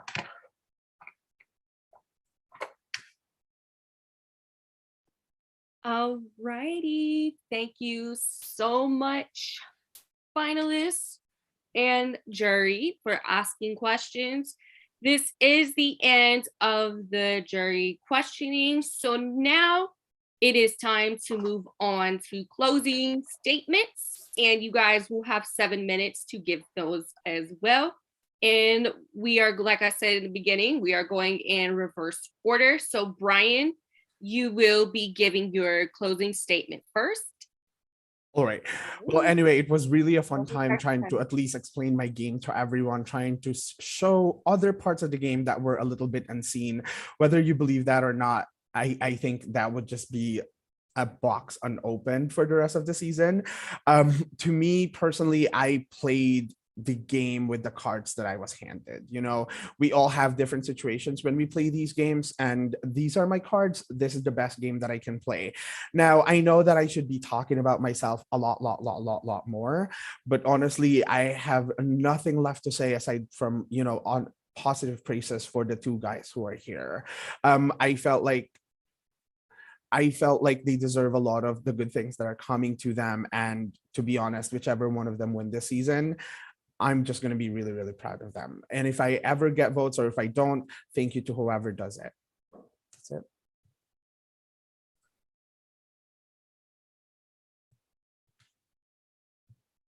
Alrighty, thank you, Brian. So now we are gonna go and move on to Jason.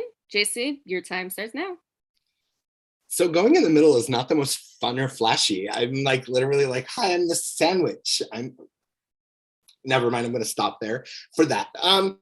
But again, I just want to review, guys, just really simply that I've had a blast playing in this game. And, you know, sitting next to Brian and Eric was something that I wanted from the very beginning. Being on a tribe with Brian and completely fangirling at the beginning, have fallen, you know, head over heels with him, like in terms of like seeing him in the org community, etc. And Eric, I have hosted once, and I love you both, and I'm really happy I got to play this game with the two of you all the way to the end, and never once sincerely ever said I was gonna really vote for you or Eric, and turn on this final three. As far as my game is concerned, I understand if you felt scorned by me at any point, or you felt like I made a promise that I couldn't keep. But again, I want to bring it back to where I started in this game with the numbers and really just the facts, ma'am, just the facts, right? That, you know, I didn't have any votes post-merge. I was never a target to go. I had lots of trust between different people. And before anybody kind of realized where that was, it was in a spot where we, like myself and the two guys sitting here, had control of the votes, where I was never going to be a target at that point moving forward as a viable target. Again, I was the only one of the final three finalists that did find an idol on the first try, which was absolutely ridiculous. Again, that's never happened to me before. And I am just super proud that I had an opportunity to have that chance to have an idol.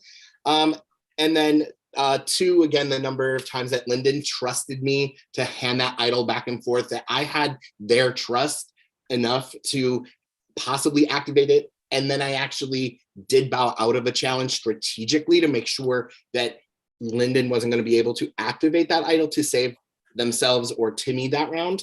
And then the three immunity wins, I didn't need them. But one was social, where you guys voted for me to win in the chain of command. And then also I won the Guess the Song contest, which was trivia all day, and the categories comp. So I kind of showed that I could win comps. And I was also second in the spoon comp next to Brian, which, by the way, my mouth still hurts. My last number that I'm going to give you is 4. And that's the number of votes necessary to win this game if it's a 2-person vote. I hope that I made enough of a case tonight that 4 votes could come my way. I hope that you feel compelled to do that if that is where your heart lies. I've enjoyed playing this game with each and every one of you. And again, I look forward to seeing you guys in the org community again, moving forward. And again, congratulations, Brian and Eric. If either of you are the winner, I will be extremely happy as well, because I have mad respect for both of you. Alrighty, thank you so much, Jason. And now we are going to move on to Eric to give his closing statement. Your time starts now. Okay, so obviously I'm ecstatic that you guys were able to listen to me, and I hope I explained my game a little better to you. I am going to touch on a few more things. I'm really happy I got here with my final 3, and yeah, I'm ecstatic. Out of everybody in probably like the final 3, final 4, final 5, I feel like I did have the hardest journey to get here. The last red Jaguar that left was Aston, and it's been even said that besides myself, that even people had said that the tribal relationships before merge did come into play, and that they were close with Green Monkeys, and they wanted to keep those relationships strong. So I feel like I in itself already have a great victory in getting here, when I honestly didn't have those coming into the merge. There was only barely red Jaguars, were very outnumbered, and I am still here. I didn't need to make a ton of empty promises to people to vote correctly. I know some people had to make a lot of empty promises to get where they are, and I don't feel I did that. I feel like I was able to establish enough of a relationship with people that they wanted to tell me what they were doing, but I didn't establish enough in a relationship that I was guaranteeing them something I didn't want to go back on, and I didn't want to promise them something that I knew I couldn't and wouldn't want to keep. I feel like I exuded that, and I feel like I did that very, very well throughout the course of this game. I feel like I was upfront with people when they asked me about things. I feel like the game I played, although was a tad villainous in regards to having my social relationships, I think when it comes to what I did, I feel like I was very upfront with people. I think my game was fairly clean, to say the least. And I genuinely feel like I had a really hard time getting here. In challenges, I was also a very strong competitor. I know I only won one, but pre-merge, I did really well in challenges too. I finished second in an endurance comp and I finished third, and I was a very consistent performer in challenges as well. I didn't need to make these promises to get me into where I am. I stuck true to my integrity throughout this entire course of the game, and I'm happy with the game that I played because of that. And I hope you guys are able to recognize that and are able to reward me with your votes. I think this game has been a blast to have played with all of you, and I wish best of luck to Jason and Brian. Alrighty, thank you so much, finalists, for your closing statements. So now it is the time for all 7 of our jurors to go to their production chats and submit their votes on who they would like to be the first winner of Distortion Survivor. So yeah, and you guys can give shout outs and everybody can come on camera, everything, while we're waiting for the votes to come in. And yeah, and we'll send this to the pre-jurors as well and welcome them in later. If I can just shout out Michael Schwartz, my prod chat guest, my BFF in real life. He's such an amazing human. Can't wait to get with you here in the next couple of weeks to start planning season 2 of Amethyst. Can't wait. Hey, Michael. I love that man. I just want to say one thing, y'all. First of all, Jason, Brian, y'all's album choices, I had no idea what the fuck they were. Like, I wasn't born in like the 1980s or 90s. Like, I was born in 2000. It's literally the 2 oldest people and then the youngest person here. And that is not nice, Eric. And I was kind of offended too that none of y'all picked the song of the season, "Party in the USA." Oh my God, you're right. Like, I'm offended. Oh my God. I only learned about this like during the walk. What do you call that tribute? during the Like, rites of Rites of passage. Passage. Rites I of only Passage. learned about the Party in the USA thing during the rites of passage. I I had thought no I told you idea. about that during 2.0 Jaguars. I feel like I heard part of it, but then like during the rites of passage, I literally got like, oh, I didn't. Yeah, it was like the actual mascot, one of the 2 mascots of the season. Like, literally, this is the song of the season. The song of Con ours. Lawrence Is that, playing. that better be like the first episode title. I don't think it was. It was the It was second at- episode. Yeah, Two. the second one. Yeah. Because Lawrence decided to blast "Party in the USA" during a game of telephone. I wasn't there for that, but I wish I was. You don't wish you were there. It was-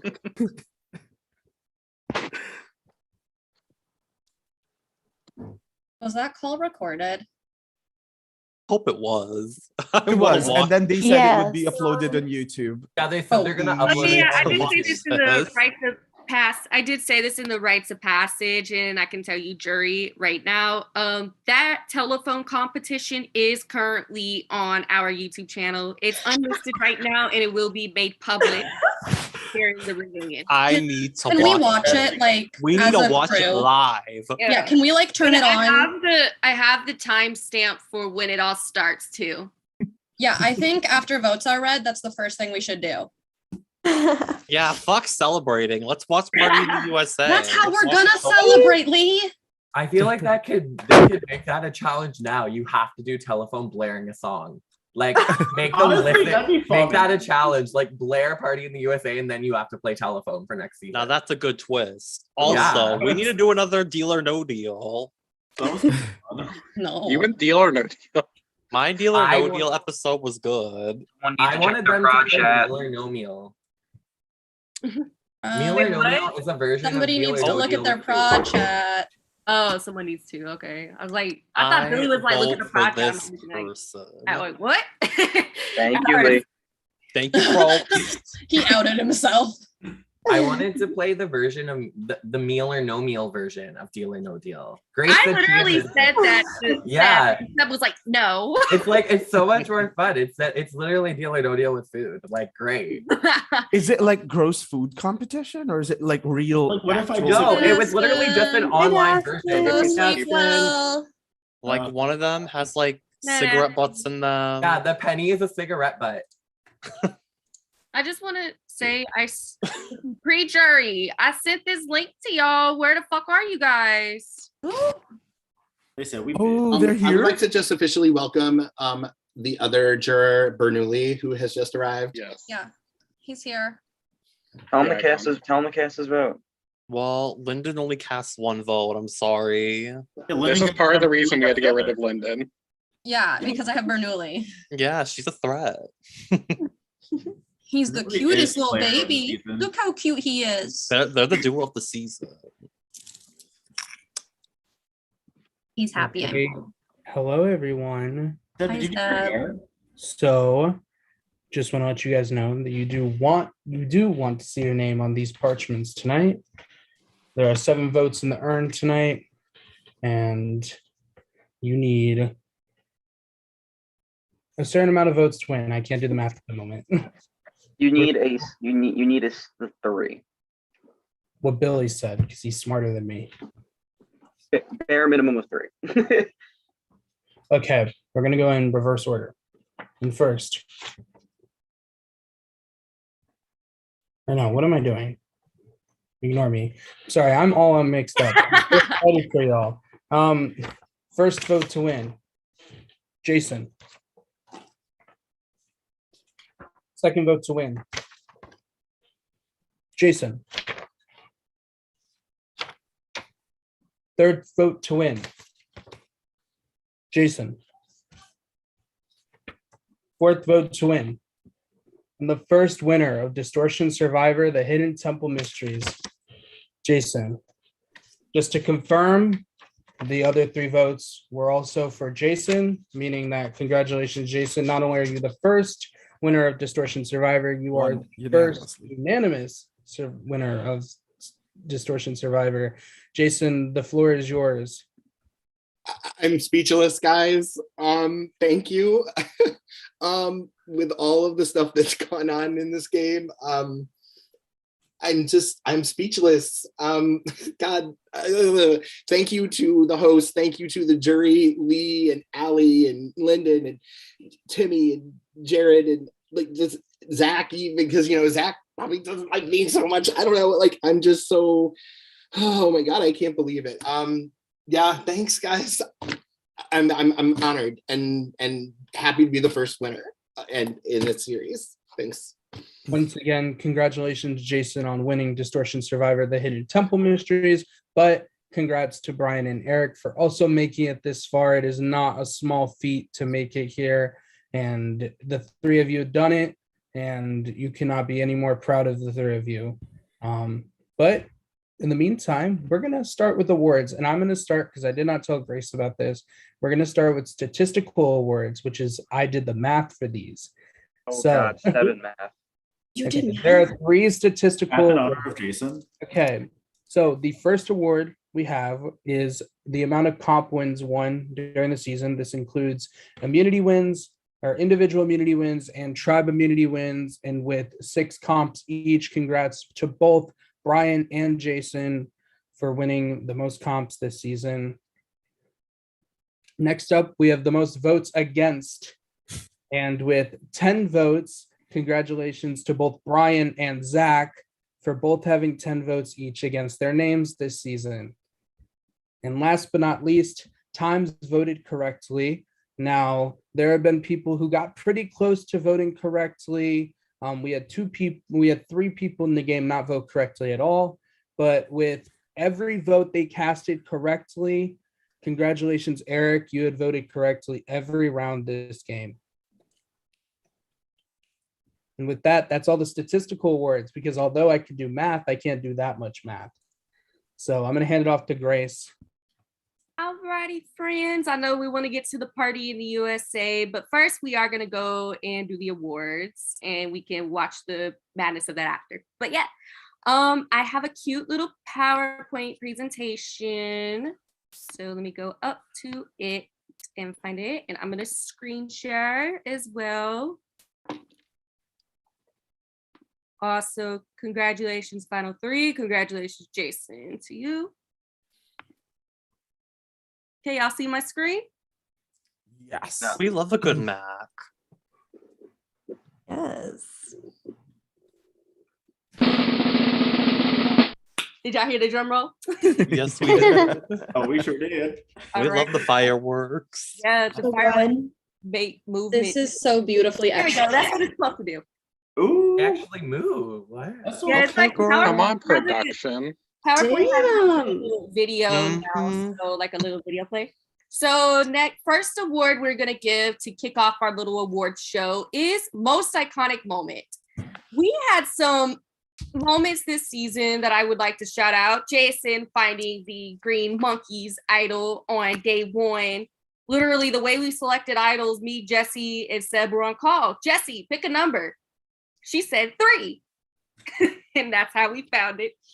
How it was randomized. We have Jared winning the one immunity on his birthday, and it was a live night. I thought that was a pretty iconic moment. However, there is Wait a minute. I want to give one shout out real quick. I want to shout out Eric for holding it together during the paperweight comp, especially with his finger issue and making it that long, and just seeing the emotional toll that someone will take to Yes. get further in a game. So I will shout that out because I thought it was a pretty iconic moment. But y'all already know it's gonna be this. So You guys already know that is the green monkey story time. Woo! That, let me tell you guys, now I can tell you guys how I felt and how Rod felt. I literally lost it. I was crying and laughing so hard when that was happening. I was confused. I was like, what the fuck is going on? The music blasting and the fucking, while Allie's trying to tell the story and the fucking music playing, and then while Henry's trying to get the story, since he's answering the questions, you have freaking Lawrence practicing the cut comp with the ping pong in the middle. It was funny as fuck. I wish I was there. Rod, do y'all have It was so good. anything about this moment? 'Cause I know everybody, the rest of you three felt something. All I'm really gonna say about that moment, I'm just gonna say this. I was very much as much as I didn't talk to many of you throughout, because I didn't have a lot of time for that, but I did do a lot of watching, and just I would actually add on to this iconic moment and that's the tribal after, where Lawrence was very, very committed to the fact that he wasn't the reason why you guys lost the competition, and pushing that point repeatedly. I can't say it was I can't even say it was bad. It was just it was just comedic just to watch. I was kind of just well, I mean, you tried. yeah, I thought it was very funny because speaking on Billy was Lawrence's #1 fan in the prod chat. So it was very funny to see Lawrence say that it was 3 different people's fault for losing the comp and then voting for someone he didn't even say. So it was a very entertaining moment, and Lawrence will always be in Distortion Survivor history, no matter how fast the tribal happened after the competition. That's also on top of that. That was okay. Yeah, I'm about to leave for that one. I said we're going to tribal now. Yeah, let me tell you, the Red Jaguars, the OG Red Jaguars, when we told them you guys were doing tribal that night, they were so confused about why. And they were just like, what happens? And I literally wanted to be like, oh. It took 30 seconds, I think, for every person who wasn't there to hear the full story. Absolutely. That thing spread faster than literally anything on the planet.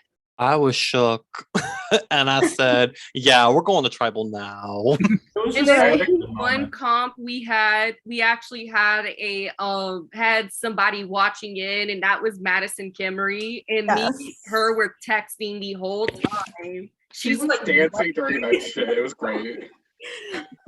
It switched off Taylor Swift and Miley Cyrus. Madison Oh, just so went, I think good. she just flipped hours in the chat. And I was started screaming. The I'm one ready to time- watch what happened because I wasn't there. I just know what was told to me. The What was one told to you was time exactly somebody sat in on a comp, it was this one. So funny.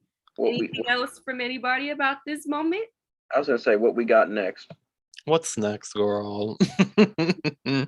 The next moment is worst move of the season. There were a couple we can give any shout out to. I will say Lyndon giving your idol to Jason. I'm going to say this. He almost did not give it back to you. And he used that. He came down on purpose during the paper comp because he didn't want it activated. That's bullying. You can't bully people. Jason playing the idol at the Mac vote too, and Jason was not going to receive a vote at all. Yeah, I was gonna say I'm not sure if the Linden one was necessarily a bad move, but that was like the Jason playing the idol, and like Jason, when you played that idol, I sat there, I was like, why? Like I there was no like anything that was like, Jason, you're going home. It was just like you're like, I don't like this, get rid of it. So that moment too, I don't know who was more confused, if it was the people in the prod chat or the people in the VL, because right after you sent a video trying to explain yourself, and the people in the VL were just like, what? But all right. However, worst move of the season is Allie flipping on Lee and Zach at their votes and exposed the game. I told you. Ah, the Allie. Olympian. Allie, I said it. you were playing a really good middle game at the start, I feel. And I kept telling Seb this, Allie is making it far in this merge. I see her being in one of these finale spots. Until you voted Lee out, and Lee would have taken you really far. Oh, I would have. So the way Voting I- Zach also exposed, like, people were like, oh my gosh. So the way I looked at this vote, it kind of just like reminded me of like, and I'm not saying you have it, but it's a very, very, very, and especially in Survivor games, it's a very common disease given to people. It's big move-itis. And I felt like that's what that was, just a small case of big move-itis when you probably should have stuck with the people you were with and literally wiped out the other side, and we would have literally flipped this game in some capacity. it was interesting because we did have Allie pretty high going into the merge because you know, there was the one vote thrown on Eric that Lyndon kept getting blamed for. Yeah, that's another thing. That was another thing, that Hinky vote, like, people did not think it was you at all. And then you flipped on Lee, and then in return flipped on Zach right after, which led to the infamous quote, "Good morning, flipping queen." So I guess we got something out of it. And he was calling her for, like, the U.S. gymnast, which made it even Yes, better. Remember, it she was was just for Canadian. fun. I was like, the US committee should draft Ali for the Olympics for gymnastics. And then I he realized remembered- she's Canadian. Yeah. Girl, we don't talk about this. Righty. So Let's- moving on. Oh, did somebody say something? No, I say keep going. Yeah. Best move of the season. We had some good moves here and there. Like some of these vote outs, especially the first tribal council, that I think that was a very good move because X would have had a serious run in this game. I don't know about all that, but But we do have to say the best move of the season was Jason using Lyndon's idol as leverage. So I kind of want to like jump on this because I kind of threw on this. This was kind of something like I like noticed like late, especially late into the game.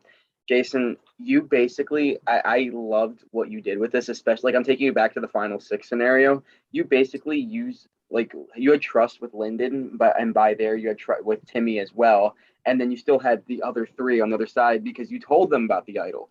So you still had that whole situation where literally everyone trusted you in some capacity to go deep, even further into the game. And I felt like literally at the final 6, I think I told the project, I said, Jason's in the final 3. We just got to figure out who's sitting with him.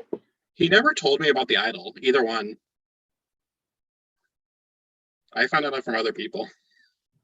Yeah, I never told Jared. As I'll say, like, I think he told Eric first, then Eric told Allie, and then it went like wildfire. Yeah, I forget who told me. It may have been Eric. It was probably Eric. I wouldn't be surprised if it was Eric, because Eric was the only one I actually did tell about the idol.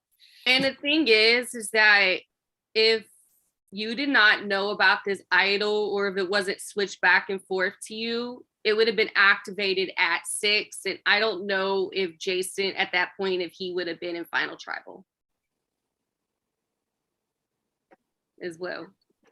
Yeah, and with us saying like this is the best move, this is not saying Lyndon made a bad move in this regard either. Like this is like just like the whole situation was good for both sides. Jason just capitalized on it, if that makes sense. Yeah, I'll add to this that like this is like a very broad term of it. Like I was laying for best move, Jason dropping during the paperweight to make sure that the idol wasn't activated at final 6, causing the numbers to always favor in his way going into the final 3. But with the leverage was a positive because you had the idol at the time and knew that you had to win a comp to activate it. Congrats on best move, Jason. So now we're going to duo of the season. We had some duos to shout out, like Jared and Lee, the Real Housewives of Distortion. And then Allie and Jason had their little Silent Killers crew. However, there was a duo that was very entertaining to watch that was formed on day 1. They had their own chat and everything, and I absolutely enjoyed going in that chat and reading it all the time. So we got to give it up for Timmy and Lyndon. And they were the 2 brain cells of the Green Monkeys. You guys, I absolutely love it. Y'all yes, Timmy! Yes, Lyndon! I think on day 1, we were like, we're going to be the best duo this game. Literally. And the thing is, it wasn't like for me, like this duo wasn't really like even based in like a strategy based like duo of the season, but it was more of a like, hey, what are they talking about? I'm kind of curious today. kind of thing. It was always something new that like was in that chat, and like and this isn't a shot at anyone else, but like there wasn't like a lot going on, especially in the late merge of the game that Prod was necessarily included in, at least from my perspective. So like this was still an ongoing thing, and it was really nice to see. I think this group was definitely like my cup of tea because like one minute you guys were like talking about game, and the next minute it was like, okay, but like, did you hear what's happening in this other org? And it was just like so good because like it felt like a natural blend. And then after that, we'd start talking about our September trip. Yeah, we talked so much about meeting each other in September. Alrighty, but yeah, congrats on duo this season. You two I enjoyed talking to you two and trolling the both of y'all. So yeah. The next award, Alliance of the season, we did Timmy and Lyndon and Zach had 2 of Us Can Spell, and there were other alliances in there, but we have to give this alliance the award, and that is the Triple Threat Alliance. These 3, you guys were talking in the jury and everything. These 3 did have that alliance created day 1 of merge and stuck to that. And the fascinating thing is that each of these 3 still had their own game and played their own game and had their own different relationships with people. But at the end of the day, they still had each other's back and did things together. Yeah, it was very impressive because like every round, I literally mean every round, they went back to compare notes. Even at Final 4, when you guys only had like 20-30 minutes to talk about the vote after the challenge, you guys still went in there and talked about how you felt about everything. And it was just, it felt really nice to see like an alliance like, you know, like formed at the beginning of merge and make it here. So I would say if Allie didn't flip, Team Victory plus Jared was going to go far. I agree. Like, I don't think Jason would have been loyal to Triple Threat, hopefully. I don't know. This alliance was pretty. They were. People on the alliance want to speak on this. I think this is something Jason can only answer, but my insinuation of this was Jason was always sticking with these two. Yeah. I mean, I was the one who said that I was even considering Jason's name to Brian. Oh my God, that entire call was a big fight. I was at the hospital trying to save someone, and then he's talking to me about flipping on Jason. And I was like, are you fucking kidding me right now? I have someone dying in front of me, and you're trying to tell me you have to take out Jason. This is not happening. And then there were a lot of moments in this game where we knew we were doing different things, but at the same time, like, we're not gonna put each other in harm's way. So I don't know. And a lot of these calls we had were just very mostly like what Jason said. It's a lot of human space. Like Eric and I always eat dinner at around 11 p.m., which is 11 a.m. his time, and he'd always be on call. Jason would call it around 3 in the morning for me, or 4 in the morning for me. Grace got to join us for game night. And Grace got to join us for game night. Like, this alliance at game night, it was a lot of fun. Yeah, I will say game night. No, Brian makes his own comps for his orgs, and it was a lot of fun. I kicked their ass in the logo game. So yeah, by a lot. By a lot. And it wasn't fun watching these two guys get schooled by Grace. And Lyndon raised her hand. Did you have a comment? Yes, I would like to just say that Stanley Steamer's Carpet Cleaners was robbed. Yes. Because that was the best one-round alliance to ever exist in this game. It was. I will say. And also don't forget Harry, Ron, and Hermione. I will say, if we had to pick a name, like the best name, it would be very close from Stanley Steamers and Two of Us Can Spell. Yeah. Wait, what was the other one? Two of Us Can Spell. That was Lyndon, Timmy and Zach. Zach can't spell, but Timmy and I can. And one of the first things Zach said was like, "This name is true." Alrighty, but yeah, triple threat. You guys had this merge day one. Y'all got Eric, you could have blinded me even more by inviting me to game night. How rude. Right? Hey, we only had game night once we made the final three. That was the only game night we had. I've done game. We had we had like more, but we had like the lies continue. We had trivia. We did have like more, but it wasn't like unnecessarily like a game night. We literally, as Brian was hosting his game, we would go and we would do like the trivia of that, like the round they just did. Alrighty, well, triple threat. You got that. Next, best rivalry. I just want to talk about this because there was only one rivalry this season. You know, there was like very small rivalries. There was like Allie and Brian, but it wasn't really a rivalry, you know? It was just a little victory in the house chat, you know?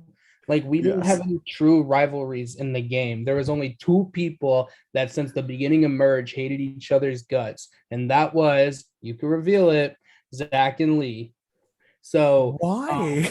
Ever since the beginning, jury chat. No, it wasn't beginning of Merge. It started in the scavenger hunt challenge. Where both Zach and Lee were critiquing each other for calling each other homies and saying "nar," and then it got into the Merge where at every challenge it would be either Zach going to his prod chat and complaining about something Lee did, or Lee going to his prod chat and complaining about something Zach did. And then the cherry on top was when Zach and Lee were both in the jury chat and the massive blow up happened that, you know, we'll talk about later because it's just so rotted. It's a whole thing in itself. The VLDRs that you guys both sent, just shading each other consistently, was just. Listen, I watched Real Housewives. I know how to read a bitch. But just like it was really funny to me, especially that you two were the only two really sending like the LDRs that wasn't they're about each other. They were about each other. I will say the last VLDR that was sent was by Zach in the jury chat, and it says, "Hi from Ponderosa. Lee is boring me." He doesn't even care about the game. You both Okay. said to each other you That was didn't the care about last- the game either. You That both was the said it. last VLDR from any in-game player or jury member. So Well, I don't know why he's so concerned about what I be doing. Like, You're saying it like mind you your didn't do the same. business. You're saying it like you didn't do the same thing. Well, not what he did. I don't care about I don't care what he does in the game. I don't care. I'm just making fun of you. Okay. Alrighty. Moving on. We are going to most robbed pre-juror. So X's elimination. I was looking forward to seeing him. Like he was a It's big gonna be Captain America. Yeah, it's gonna be Captain America. Sierra fucking stomped you guys in the scavenger hunt challenge. That was so annoying. I was so mad at the scavenger hunt because I was around like the whole day. And then there was so many posted in the last like 2 hours when it started raining and I couldn't post anymore. And the only person really taking points was like Sierra for all of the ones I was close to. She had a ladder on standby. I'm like, what the fuck what? When my Skype quit on me in the tiebreaker, I was legitimately like in my room, just like heartbroken. Well, yeah, we had a obviously every pre-juror was considered, but we had to pick the one person that we truly felt if they made it to the merge that they would have had a big run or at least a bigger impact than the rest of them. So the most robbed pre-juror we picked was, you can click it, Mac. So we picked Mac because we truly felt that Mac was top fucked. Mac was put in a really good position on the Red Jaguars. he was on the top of that base. Working with Tawny, Zach, and Jackson. And the minute the swap happened, Tawny's name was being thrown out. And because Mac wanted to try and save Tawny, in turn, it caused for Mac's demise. And we think that truly would it have been hard for Mac to incorporate himself between Team Victory? Very much so. But if Mac never sacrifices himself for Tawny, there's a chance that he maybe flips one of you guys. But we looked at everyone else. Absolutely not.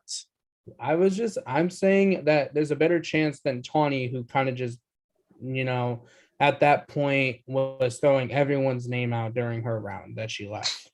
So we had to look at that. There's a bunch of other people that we could have put definitely Sierra for making merge but not being able to make jury, Jackson for being the last pre-merger, and X, who was able to cause one of the most chaotic tribals up until Final Five. But we went with Mac. I just want to say that first tribal was a mess. A chaotic, one of the best first tribals I like in a while. But yeah, we're gonna move on. Most robbed juror.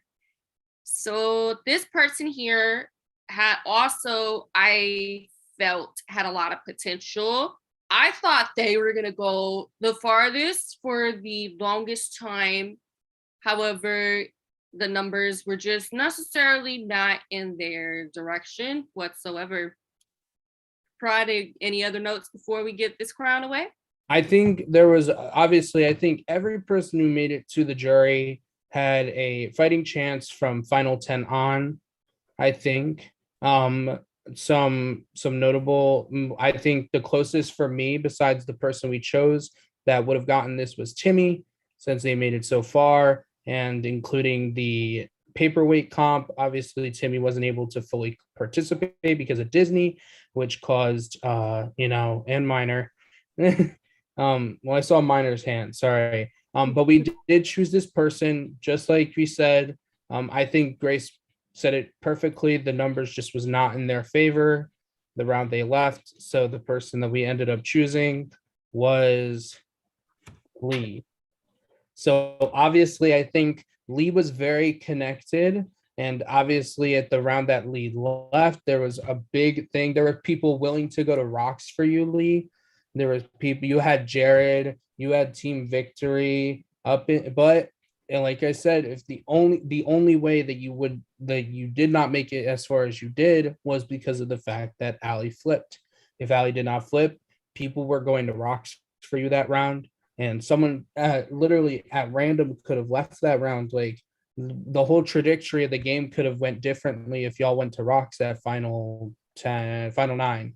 Wait, was it final 9? No, it was Gosh, final does 10. this feel like my like And then you You, have like- you also and then Eric also didn't vote with. That was the one round Eric did not Yeah, vote with Lion. that was the only round I didn't vote with Brian with Triple Threat. And if they told me, this Yeah. feels like I'm getting like an America's Favorite House Guest award. So like I'll take it. Oh my god, I'm shook. Dead ass. So, yeah, I will say, Lee, I drafted you because I actually did think you had a serious run just based on how you were connecting with people. So Okay. I'll take that. Okay. ready. So next up we have hero of the season.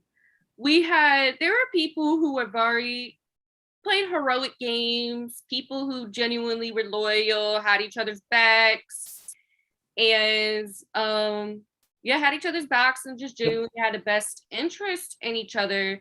But I felt this person really had such a great heart in this game.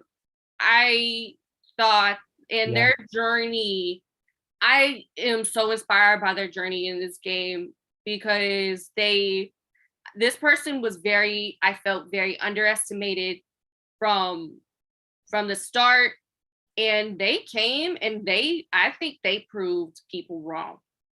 Anything else, Prod, before we give this away? I will say there were a bunch of different people who were in contention for this.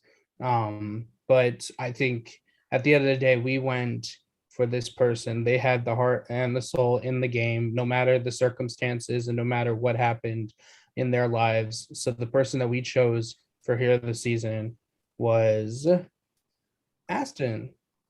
So Aston, despite every injury, despite everything that had happened in their life, they were very positive in their prod chat. They were very positive towards people. Were they the most talkative?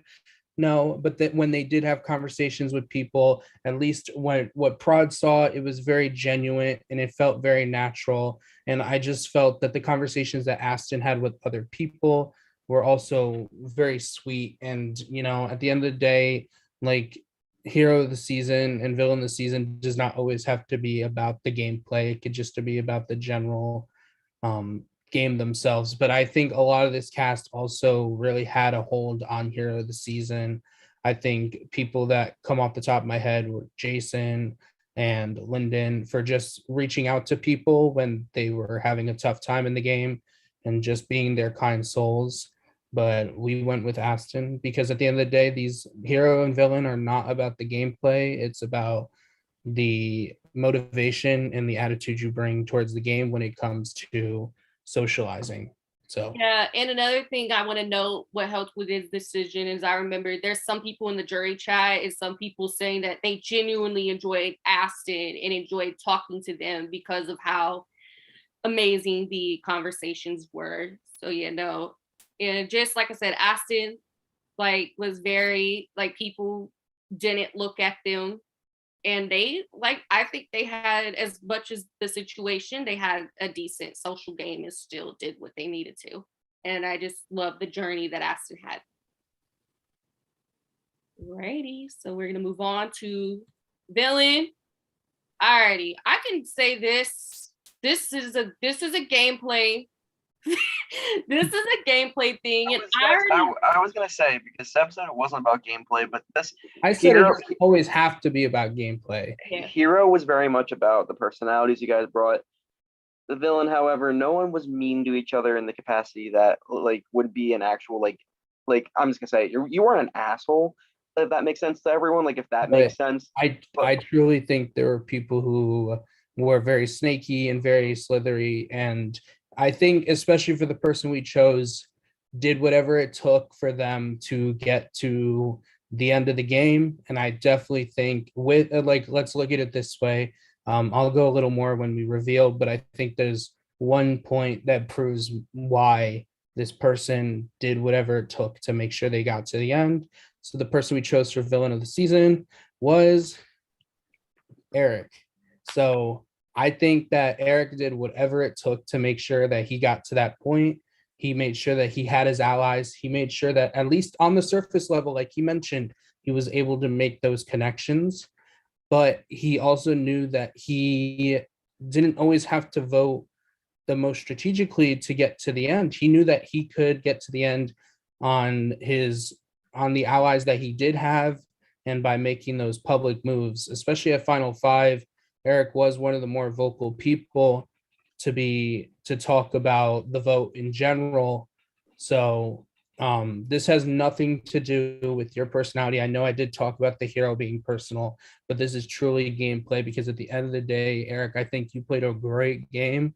And, you know, a villain game isn't all that bad. I've been villain before. And I So think as I'm gonna jump in. I'm gonna jump in. Yeah. I am the resident villain in this prod team. I am always a villain. I play as a villain, so I completely understand where you're coming from here. And for the way I look at it is this, Eric, you voted correctly in literally every tribal you went to. You're not going to be able to do that without hurting some feelings along the way. And genuinely, that is a compliment in my eyes, at least, because at the end of the day, this all how they feel about you in the game isn't going to matter. You just got to get to the end, and that's what you did. And you made sure that you did what you needed to get to the end, and that is something that I personally really like seeing. Yeah, so I ran your live confessionals, most of them, and ever since the beginning of the game, I knew, like, especially on your OG Red Jaguars tribe, I could already tell you were gonna do anything it took to make sure people went home. And I was able to tell that in the very beginning of this game. And just like as you kept going, you still like had the attitude. You would do whatever you needed to, and you didn't care who was in the way, who was doing that, as long as you were sitting in one of those finale spots. And another thing, kind of throwing back, I remember you did consider taking Jason out. That's another moment. As soon as people You should voted have for me- listened to me. As soon as I found out people voted for me, like when X voted for me, X left. I Yep. found out Lauren voted me, Lauren left. That as soon as I found out Allie voted for me, Allie left. I think it's funny. There was like one thing that you put in your prod chat right after Lauren left, and right after the swap, you said, like, you were talking to your prod chat guest, and you went, "The two people who voted me previously I voted them out and they left." And then you just put in all caps, "ha ha ha." So that's like, I just thought it was like the funniest thing, and I knew that at that point you were going to be a character that I was going to want to watch for the rest of the season. Yeah, that was villain. And it was when you were in your jury questioning and saying, I played a heroic game, knowing I had this slide already set up too. Oh my god. That was funny. And also, I do want to just talk about like the whole Jason, like how Eric brought up voting out Jason. Jason goes at 4. I'm pretty sure it's just, I think we end up in the same position where it's basically that vote between Jason and Jared kind of set up who was going to win this game. Mm-hmm. Because whoever got 4th whoever didn't get 4th was going to win. I think that's kind of what the precedent with like, I'm only going, if the jury would like to like jump in here, like that is what at least I understood from reading the jury chat, was that that was the 2 top options. It was a little different. I think up until Final 6, that might have been true, but at Final 5, I know at least reading the jury chat, the jury was still a little iffy, especially with Lyndon coming in, being iffy on what Jared's true intent were. So I know like that was a thing that was happening, but I do agree that like Final 4 was going to have a big impact on the game, and it did. So I mean, if it makes I said afterwards that I'm like, well, fuck, if I knew Jared was gonna vote for me, I was gonna throw him the bone he asked for and vote for Jason because Jared still would have. You literally was- were the first after Brian, who I messaged him and he was like, I'm voting. I was like, okay, I figured. You were the next person to be like, I'm voting, and send me this long ass message. Jason, at least, like, he held out for a while and it gave me hope. And then I told him I wasn't voting him. So I was like, I'm just going to stick to this word. And now I realize that I should was have just one of voted the Jason. I'm sorry. That was one of the things that was really happening while Eric was trying to talk about his speech. Like, I was trying my best not to make a face, but at the back of my head, he's like, I'm the last Jaguar. I'm the last Jaguar. And I'm like, bitch, you voted them all out. Like, you kept voting the Jaguars. So of course you're gonna be the last one. Like, you voted Jackson. You kept wanting them to lose. Like, but no, I mean that with love. Like, yeah. I think that we have no, we don't. But in the prod chat, we were talking about your face, Brian, when Eric was talking about being a hero. Yeah, another thing to Eric too is that he did want to lose a couple times just because of the way the Red Jaguars tribe was. He was trying to set them up to fail. I wasn't trying to set them up to fail. It was just, it literally. He wanted to throw the scavenger hunt challenge too. Yeah, I do remember that. I was so mad in my pod thing, chat when I knew would've that been was pissed at you and happening. possibly voted you out. I will say that Brian had a very long talk in his prod chat, being like, "Why the hell is Eric throwing this thing?" And he did not even tell me that he was throwing it. He was telling me he's trying his best. And I'm like, Eric, you and I talk every day. I know the quality of your Wi-Fi. We watch movies together every day. This is fucking bullshit. And he just wasn't, like, he's pretending like the Wi-Fi was an issue. Okay, the scavenger hunt, I did not actually try to throw. I was actively trying to get points.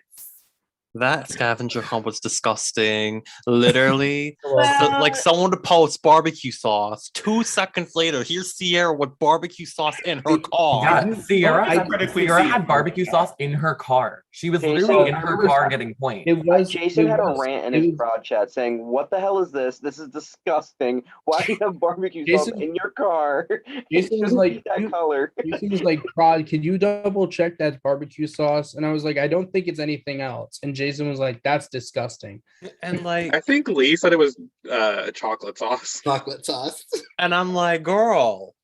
Like every What? fucking time they would post something, 2 seconds later, Sierra would post a picture with it. Like, girl, I just left my room. I was like, I'm trying to find something here. I think what nobody like we talked about this a little at jury. Oh, person case. Perth's toothpaste. In BB Disney, the scavenger hunt is called Perth's toothpaste because Sierra was at a bar and the item came up toothpaste, and she just pulled a whole ass tube of toothpaste out of her purse.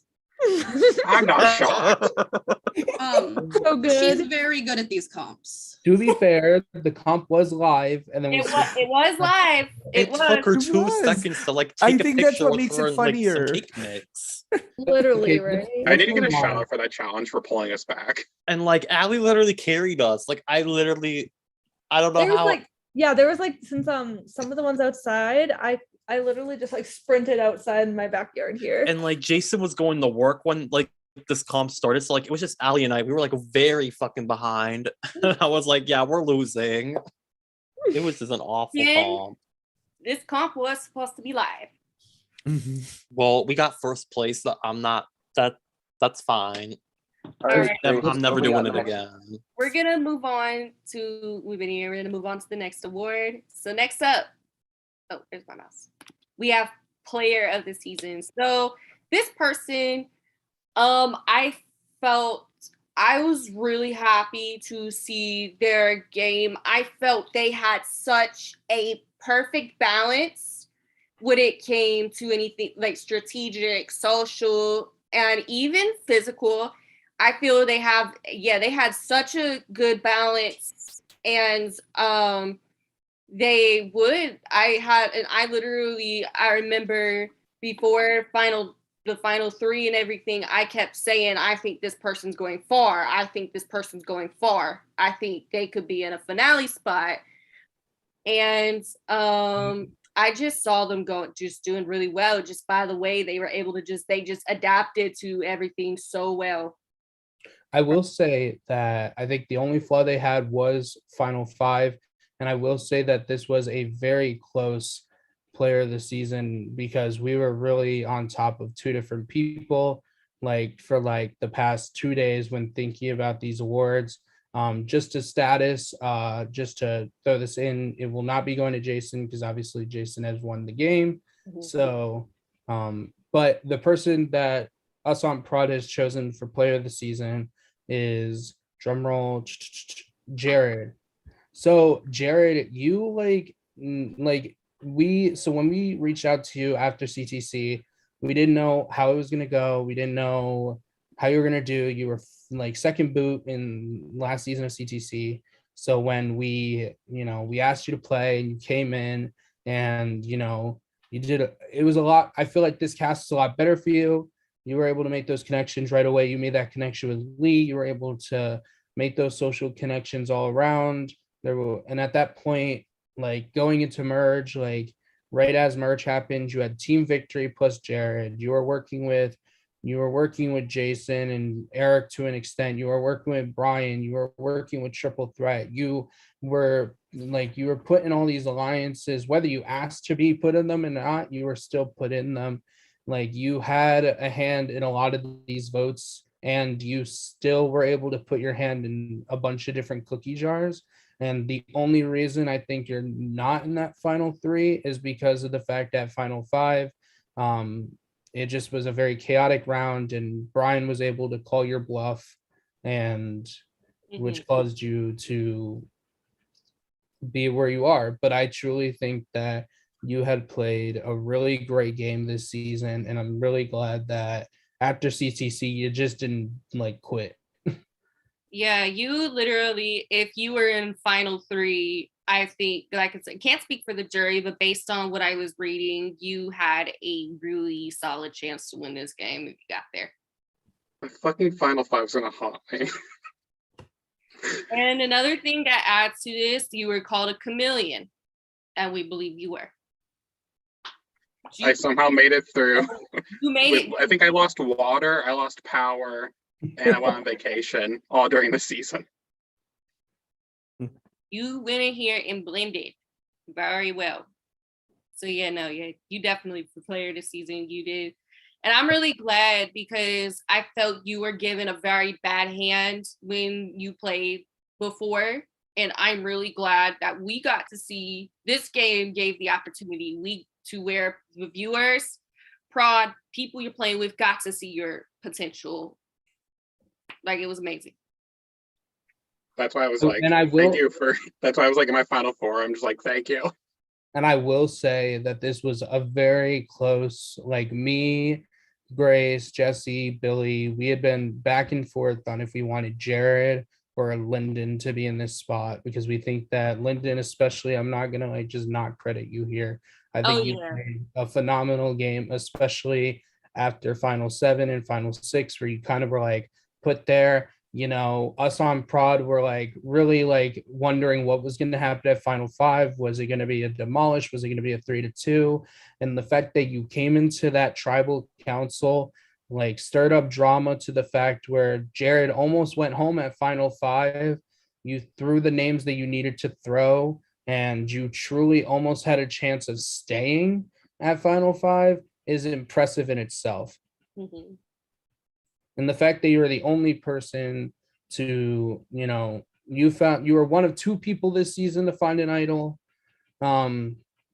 So with that, that is just top notch right there. I think final 5 literally is the most impressive thing I saw a game, especially when Jared wanted the breakout rooms and you were one of the first people to shut him down.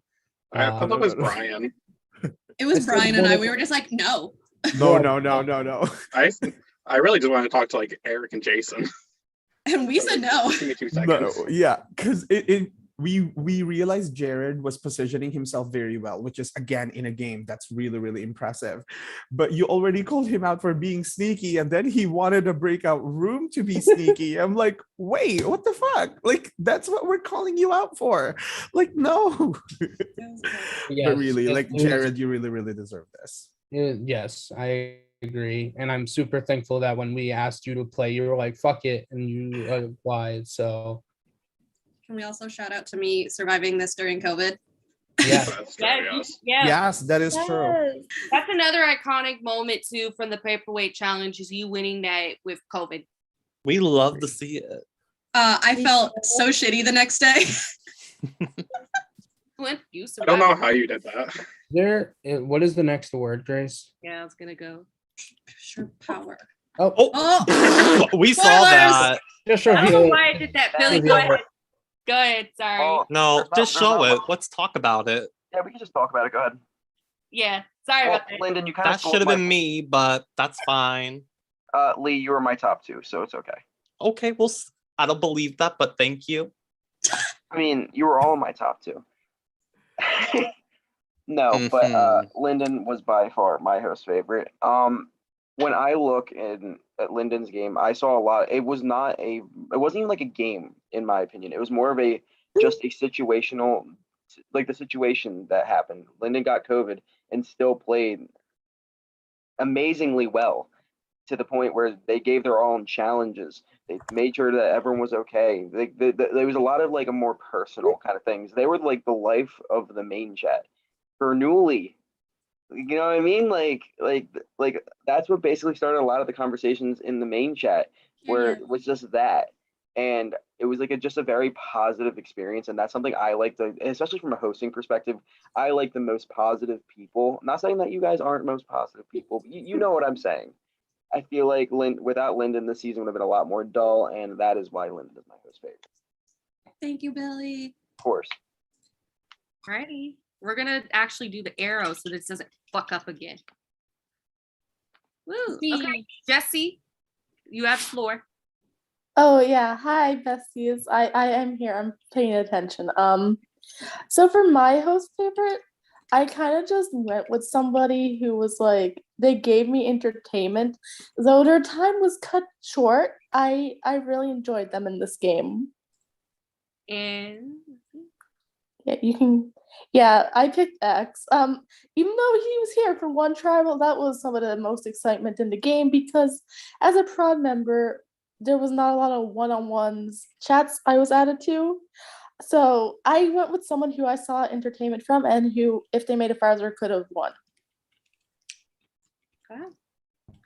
Next up is my host favorite. So I picked this person because when I first interviewed them, they had so much passion. They were so excited to actually be applying for this game and to just be a part of the experience. And I remember them telling me they want to help make this season the best that it could possibly be.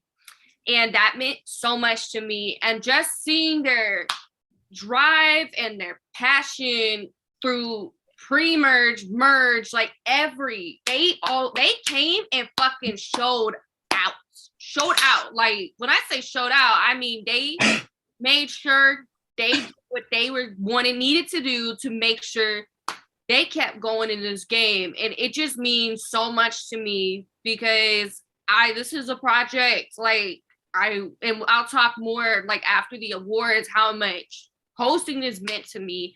But this person, it's just watching their passion, and they always bring gameplay. They always bring strategy too, and I just really enjoyed watching them. And my host favorite is Jason.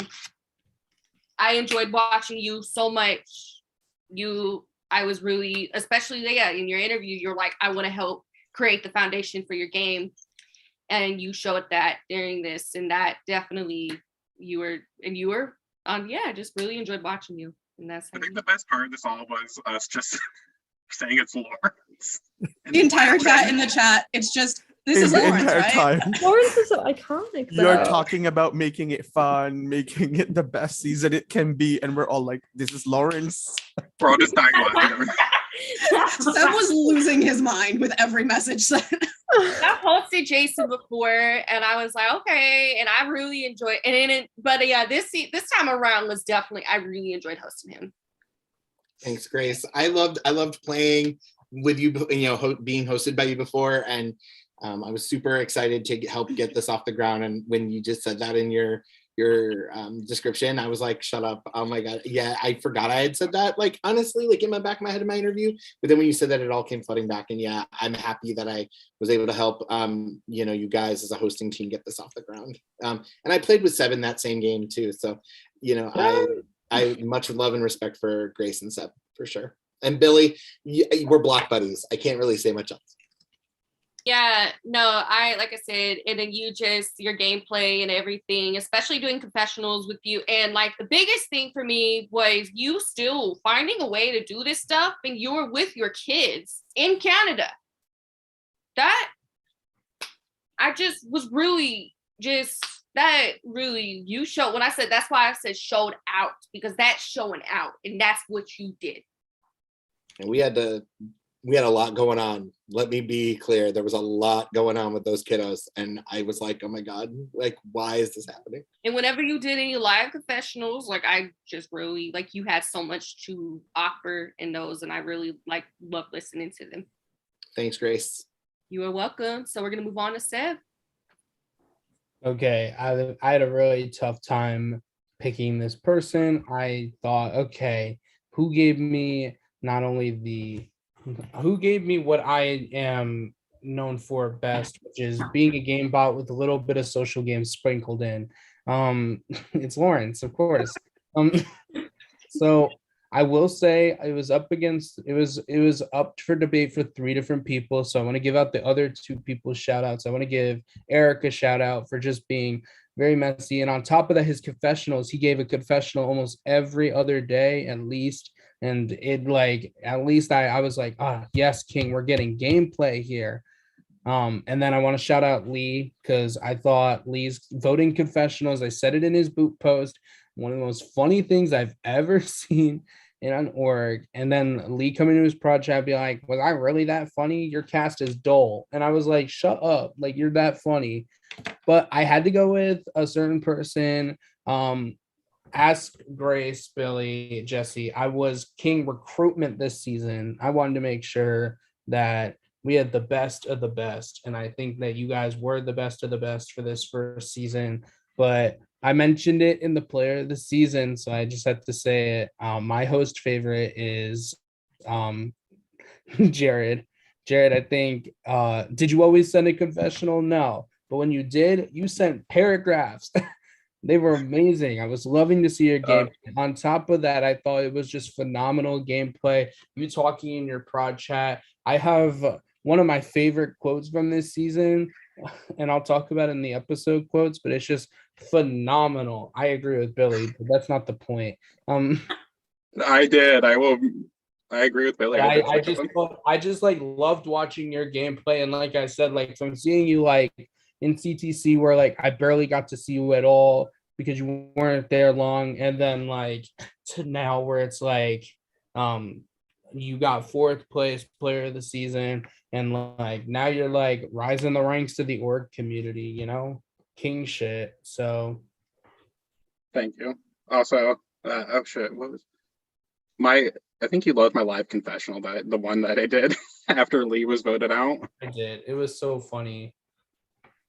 I was in my friend's apartment on an air mattress doing it because I still didn't have power. Okay, we're gonna move on. So now we are going to be doing superlatives. So everybody did get a superlative, and I have a little running gag with it. I love Megan Thee Stallion. I'm Graciante the Unicorn. So you're the something, and everybody gets their little cute little participatory awards. And keep in mind, my prod team doesn't, well, except Seb. I said the creaturey ones, but they don't know what I have for this. So yeah, we're gonna find out. Like, they're gonna find out with you guys. So first we have X. Oh,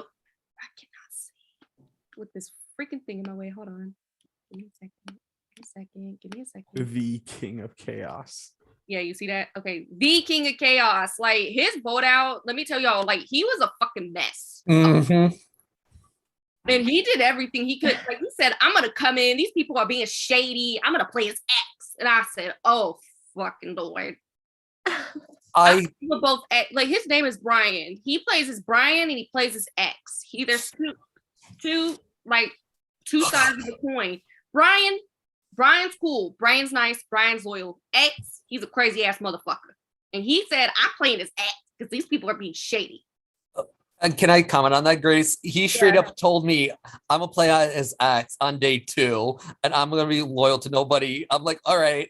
And so the Aston was supposed to be the first boot, and we're like, nah. Well, and then X goes, let's get rid of Tawny. And then we're like, let's not do that. So yes, correct. Alrighty. So next we have Lawrence. I think all of us are gonna be a little tickled and know what's about to come up. The party in the USA. You put your hands up. That shit, we already talked about this, but this is why it's a party in the USA. Next up, we have Lauren, the Miss Upgrade of Love. So I've been talking to Lauren a little bit, and she got close to somebody in this cast. And I really hope, I'm happy for her. Oh, I know who it is. I'm not saying. She did. But yeah, next up, and I'm just happy for her.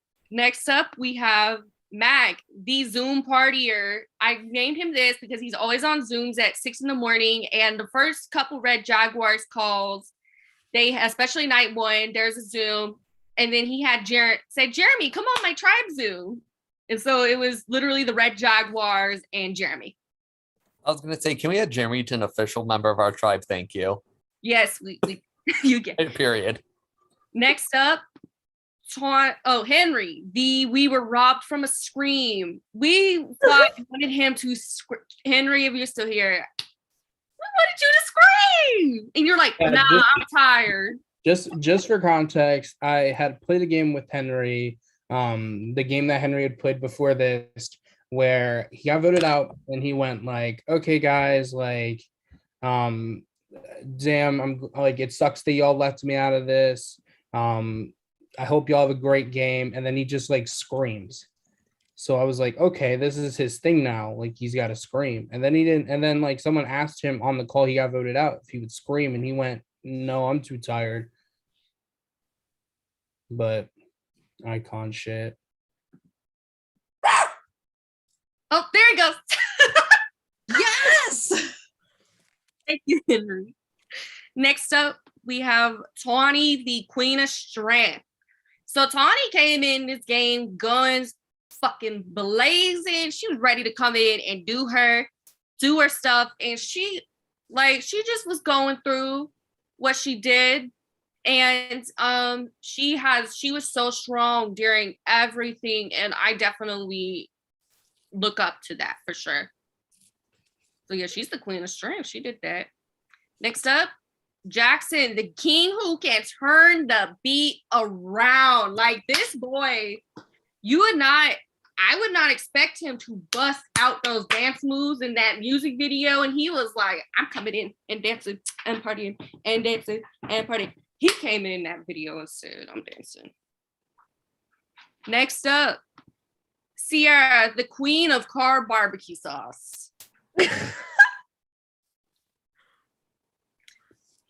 All right, we're going to go to the jury finalist superlatives. Lee, the quote machine. This was your nickname in our pod chat because you had so many quotes like we could have used for all the episode titles. You were in the game, but we have to separate it out. But you had a lot of funny things. Why don't you name a few? Well, the only thing I can remember, the funniest thing. Grace, I'll do that after. I don't spoil. No, not the episode quote. I was gonna talk about something else. Okay.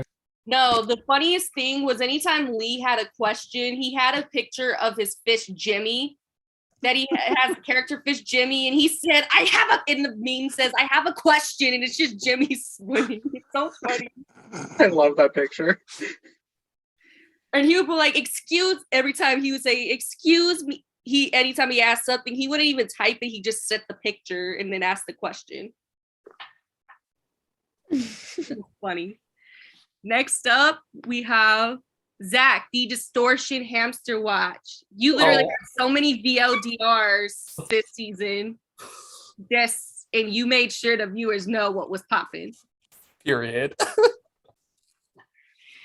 Next up, We could talk about that too. Sweetheart. We literally, like we said earlier with the hero of the season, Aston literally came out and played with their hearts. And that was something that definitely touched a lot. I know it touched a lot of people in this cast.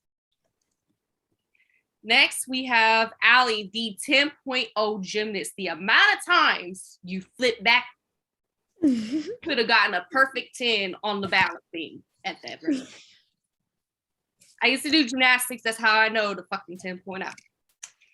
Anyway, next up, Timmy, the double date confessionalist. Anytime Timmy did a live confessional, it would be me and Seb on there, and then Minor would show up, and we would just vibe as two couples. It was a real cute time. It was. Lyndon, the true surviving boss ass bitch. Like, girl, you had COVID and won an endurance comp. Like, you survived that. Like, that's amazing. Jared, the org upgrader. Like, we've been talking about this whole time. You had that rough start in CTC, and you were very, very new. That was your very first game. No one knew who you were. And you came and you showed people who you were in Distortion. Brian, the king of hosting fun games. Those challenges, y'all gonna play Brian's comps. They're really fun. I'm gonna beat everybody in the logo comps too, but yeah, thanks that. Eric, the live confessional assassin. Eric, love the live confessionals. He always had something to provide in those live confessionals, and he always made sure, like he said what was on his mind. And then Jason, the passion fruit teacher. Jason, like I've been saying while you're on my host favorite, like how passionate you were about this game, and how passionate you're about everything that you do.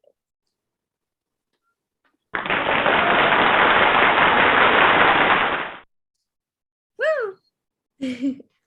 Oh, what a fun season. Like, that was really, really fun. Mhm. And then Seb is gonna get the floor now.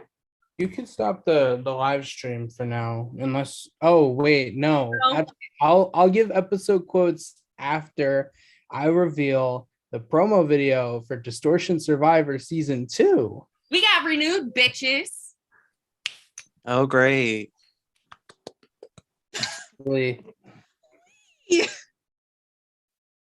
Okay, let me get this full screened. I am not the most technically sound person. So Oh, another Alliance drunk, high, and tipsy. Forgot about that one. Sorry. That was Zach, Tawny, and Jackson. Grace, can you give me a screen share? Oh, yes.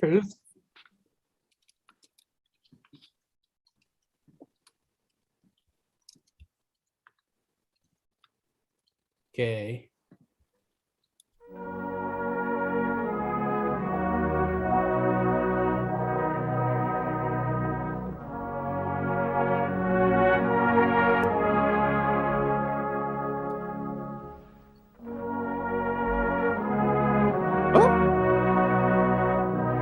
Gonna be a perfect storm.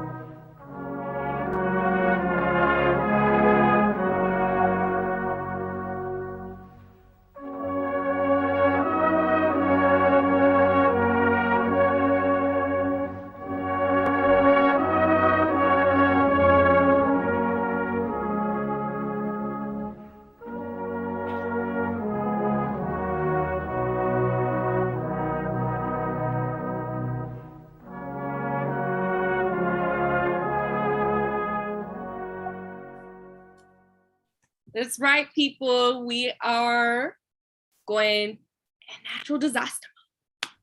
World peace. World peace. Y'all chose violence. Zach, that's the tagline for next season. I'm gonna take it. Who burned down Olmec's temple? Honestly, T. Alrighty. And before I stop the recording, people who did watch, thank you so much. And yeah, thank you so much for watching. And yeah, we're And if anyone else is watching, keep out for the Facebook post tonight, because obviously we're going to be making the final threes hoop post / finalist post, and keep out in the coming days for Distortion Survivor Worlds End applications. So with that, thank you to anyone who watched the season. Thank you for the people on the Zoom here for being part of this wonderful first season. There was, little minor bumps in the roads, but I'm so thankful that the 18 people who played this season did, and I'm so thankful for everyone who was able to help and watch. So with that, signing off. Yeah, and I want to say another thing too before we sign off. So I want to say this: the four of us and me, it's like me and Seb, Jesse, Billy, like we wanted hosting redemption for everything. Like I went through my hard ass fucking time. I got accused of ruining the series. That's my life. But and obviously we all had our major bumps in our hosting careers, and we wanted this